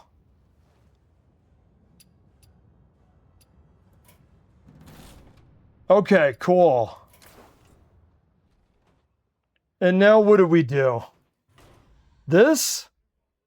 Are we... Okay, we're in a friendly match. Now choose this. Is that correct? Corralling Murlocs. Is this us? And like I said, just pretend that I got out of a Bill and Ted time machine and I went, what is this device? It's called a computer, sir. Is it a series of tubes? It appears to be a series of tubes.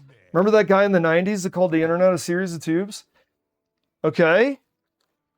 Oh my god, I just realized Trick Daddy could totally stream snipe me and see my hand. Oh my god. Okay. Oh, Warlock mirror match. No, honestly, I'm joking. All joking aside, discover a temporary one. Oh, hey, you don't need a stream snipe. Seriously, literally like Bill and Ted. I'm going, hey, dude, I got 4 aces. Okay, we do. Yeah, we'll do egg. Oh my god, I'm telling you, dude. I'm telling you. Wait, oh my god. Oh my god, you know what I could do? Don't tell Trick Daddy. This is what I'm gonna do. Oh my god, I got all those reforms. I'm gonna tell him I got stuff like reforms, and he's not gonna know that I didn't. He's not gonna know what I have. He's gonna prepare for stuff I don't even have, dude. Oh my god. I love all these reforms in my hand. Oh my god, bro. I'm gonna totally throw you off. You're gonna think that I'm just a motor mouth that revealed his hand on accident. But in fact, it's all a kite to make you perform in such a way. Okay. All right, let's lock in, dude. Let's lock in. Wait. No.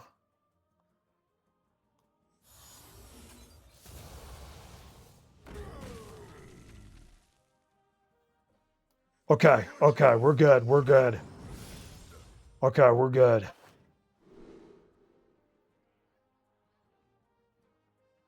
Okay, we do this.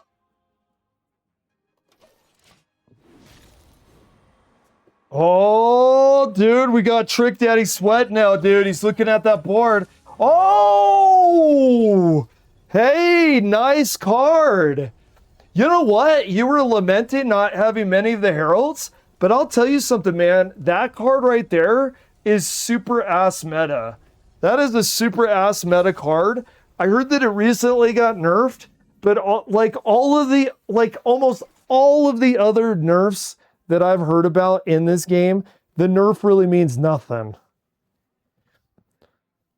Okay, the internet decided that whatever your last thing you said is now exploit deleted. Because have you heard of puritanical America? Well, yeah, the internet puts it to shame. I'm surprised the word isn't censored. If you say word, are they going to put it in asterisks? Why would they do that? Because words are so offensive. Okay, we do this.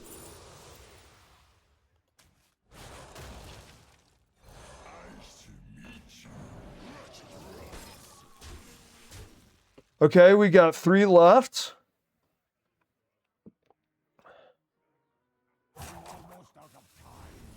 Okay, we got lifesteal. What's this?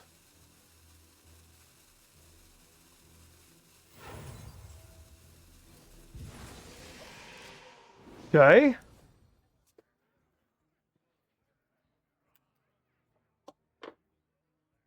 Hey, I've never had a match against someone in chat before. This is a lot of fun, man. I like a reform mirror match. I can kind of exercise some of the things I've been thinking about the game. One of the things that I think is fun about this game, there are so many different cards, so many different classes. There's neutral that interact with all of the classes, cards that they have. There's so many different expansions that there's really like a lot of room for creativity. Oh, I doing the Warlock shenanigans. Okay, we do...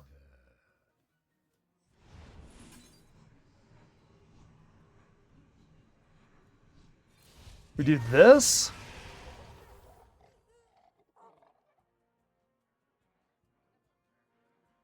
I think we do that. Yeah. I'll trade with you there. I'll give you a trade, buddy. Okay. Oh my god, dude, I can't do it. I'm so okay. You don't need to stream snipe me. I am so used to commentating when I do this game that I'm sitting here gonna speak out loud everything in my hand. Like, if you want to have a good match, play against a streamer, because he will literally say everything that he is doing. Okay, we do this. Now we'll just keep it nice. Nice armor, dude. Nice armor.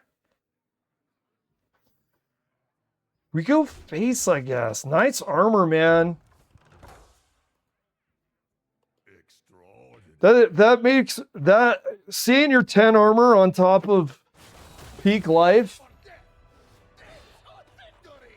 is enough to give you fatigue with all your cards. Okay, we'll see how this works.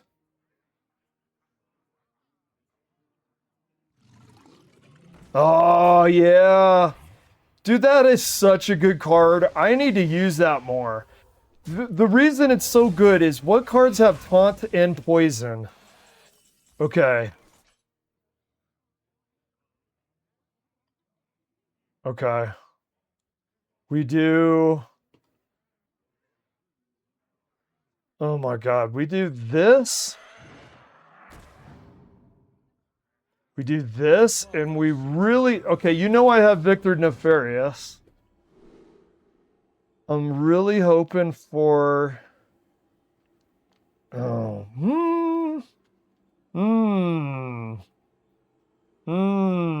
We'll do this.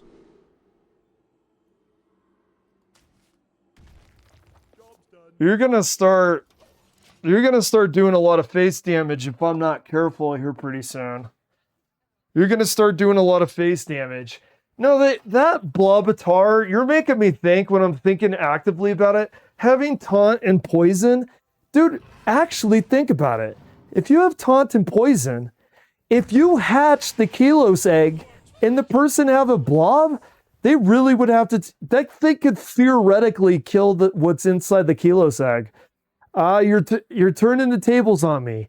Now because I'm using Vironoff in the Time Thief Reform, I really have to hope and pray here that I start getting the Vironoff value. This is why I have not been able to get Vironoff to work. Vironoff feels, you're getting 100 stats divided among all your minion cards. It feels like it should be so strong, but this is exactly what I've found happens. Now imagine if I was playing the Leyline Mage. Maybe I could have a Leyline. Maybe the key is to put more taunt in? See, look at this. We're at 25. Look at all your stats. And I don't think I'm going to be able to handle this. Like, yeah, but look, a 10, oh my god, a 10-10 in that taunt. I think it's almost over. I think you get me here. See, and this is what I keep finding with Vironoff. I thought maybe to try him again and maybe this time try it with dragons. This just happens all the time with Vironoff. Yeah, and I love like the random draws. Oh my god. Can we try one more after this? I think you got me, bud. Can we try against my Leyline Mage? Dude, try your Warlock versus my Leyline Mage. Because that's what I've been kind of working on today, is trying to make the Leyline Mage work. And I think it's at a point that it could maybe somewhat do something. And honestly, I wouldn't want a rematch with Vironoff.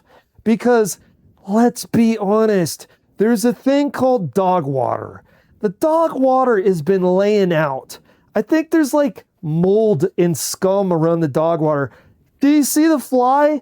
Do you see the fly buzzing above the dog water? Yeah, that fly above the dog water, it's called Vironoff. And I would rather drink out of the dog water than to have a rematch with Vironov. I tried so hard to make this asshole Vironov work. I can't do it. What I would love to do is see how far ley lines can take me. Let's do it. Oh, you just gave me some experience, my pal. Where are you, Mrs. Leyline? Okay, here we go. Okay, one more round and I get my lunch. Now okay, Vironov, get out of here. Now I feel like we might be cooking with gas. Fuzzy water. Exactly, dude. Hog water, dude. Vironov is hog water. Oh, dude, I'm feeling better, man. Oh my God, you better buckle up. If you've ever played DBD, you know there's a perk called Buckle Up. You better put it on. This ain't the only live service game we play on Alucard Bats. Oh, I'm not telling you what the card is. I'm not going to motor mouth my way through this. That's actually pretty good. We'll do that. I like that. Yeah, buckle up, dude. Here comes Leyline. Dude, it's like the SpongeBob thing. 2 minutes later, it shows like 50 fucking Warlock eggs. Are you gonna do 50 goddamn... It's good. You've heard of the song, It's Raining Men. It's raining Kilos eggs. Is that what I have to look forward to in 2 minutes? Is this gonna be raining Kilos eggs? All right, here we go. We do. Oh, dude, I'm feeling good about this, brother. What to do? We'll do this.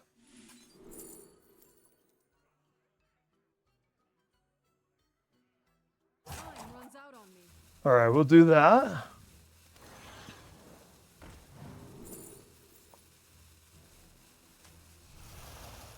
Okay. Dude, honestly, these mage dragons, I have to say, I've told you that I've been really into dragons lately. The mage dragons are really good. They're really good. This dragon that it's a one cost seriously generates really good stuff. Okay, we do... Okay, and then we do this. Yeah, you see where this is working a little better than their Vironov?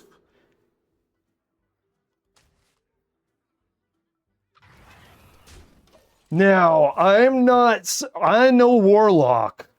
I know Warlock. Do not confuse my enthusiasm for arrogance thinking that I've won this, because I am too familiar with how Egg Warlock works, or how... Now you're using Reform. Oh, you don't have eggs in the deck.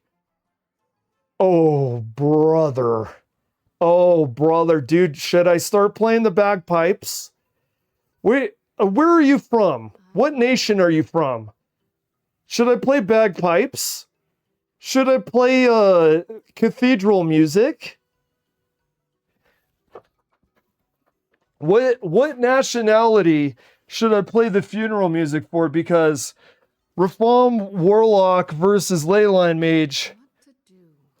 This is my answer to that. You see it? You see that nice, cheap bastard dragon there? You see that nice, cheap bastard dragon that Blizzard, quote unquote, nerfed? Dude, watch. No, honestly, dude. Dude, USA. Nice. Same as me, I'm in rural Arizona specifically. And to me, you know how the USA is. Like Jack Krauser said to Leon S. Kennedy, you're American like me. You know that all through the United States it differs hugely. I'm in rural Arizona. All right, let's see. At least we forget we're playing Leyline. Do we? Do we? Yeah, we go aggro.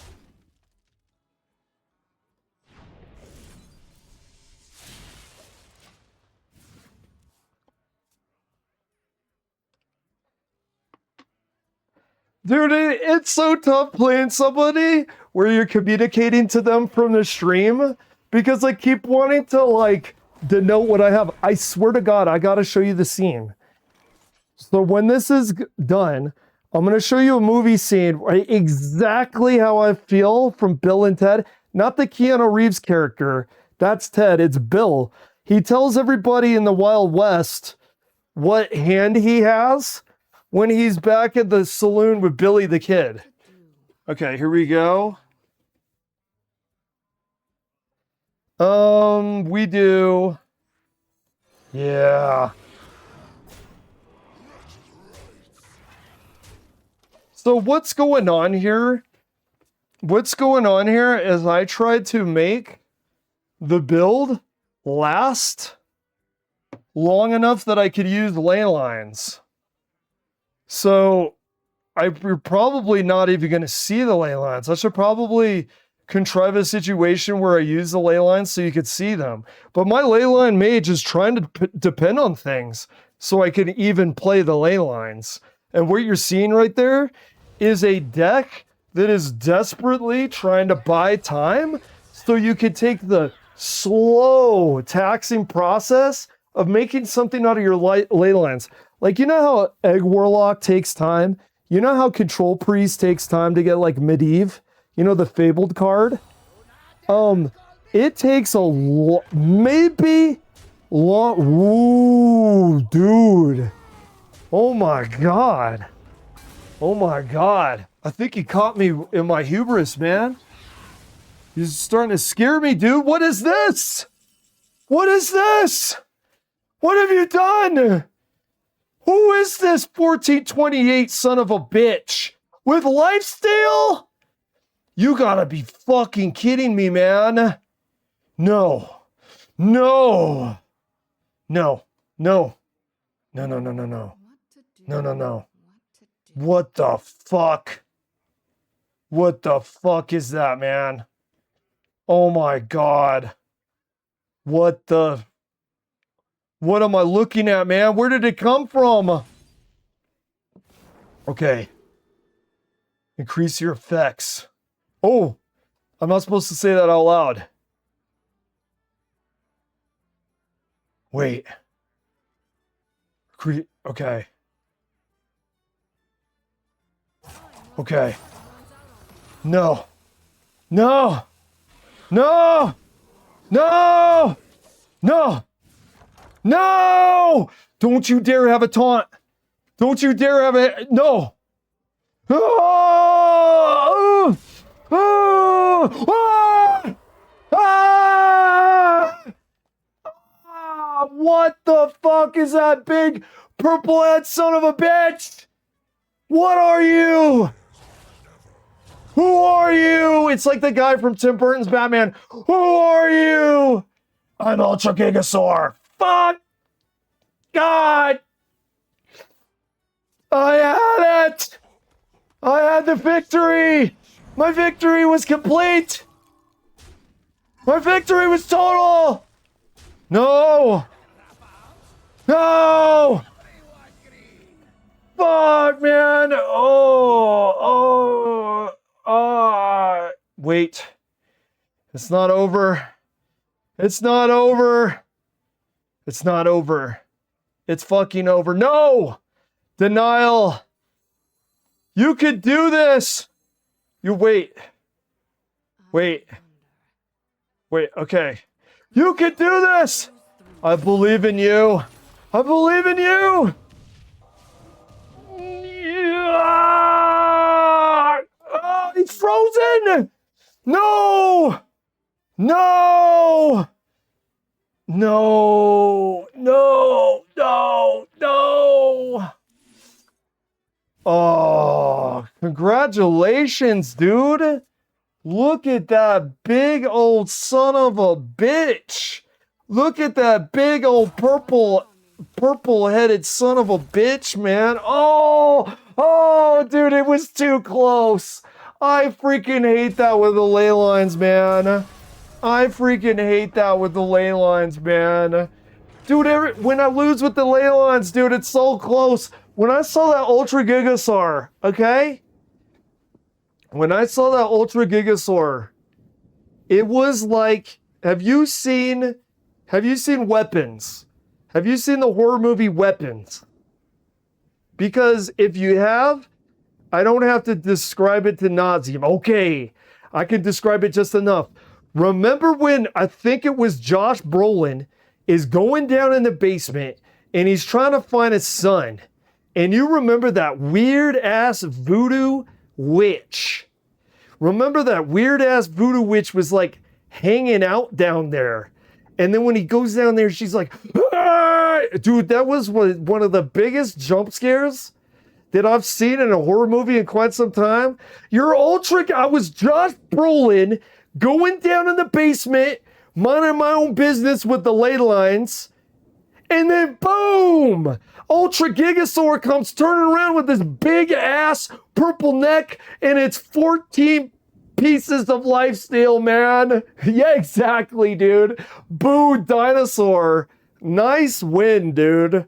Nice one. Dude, that was actually fun. When you have a close match, that's the real fun.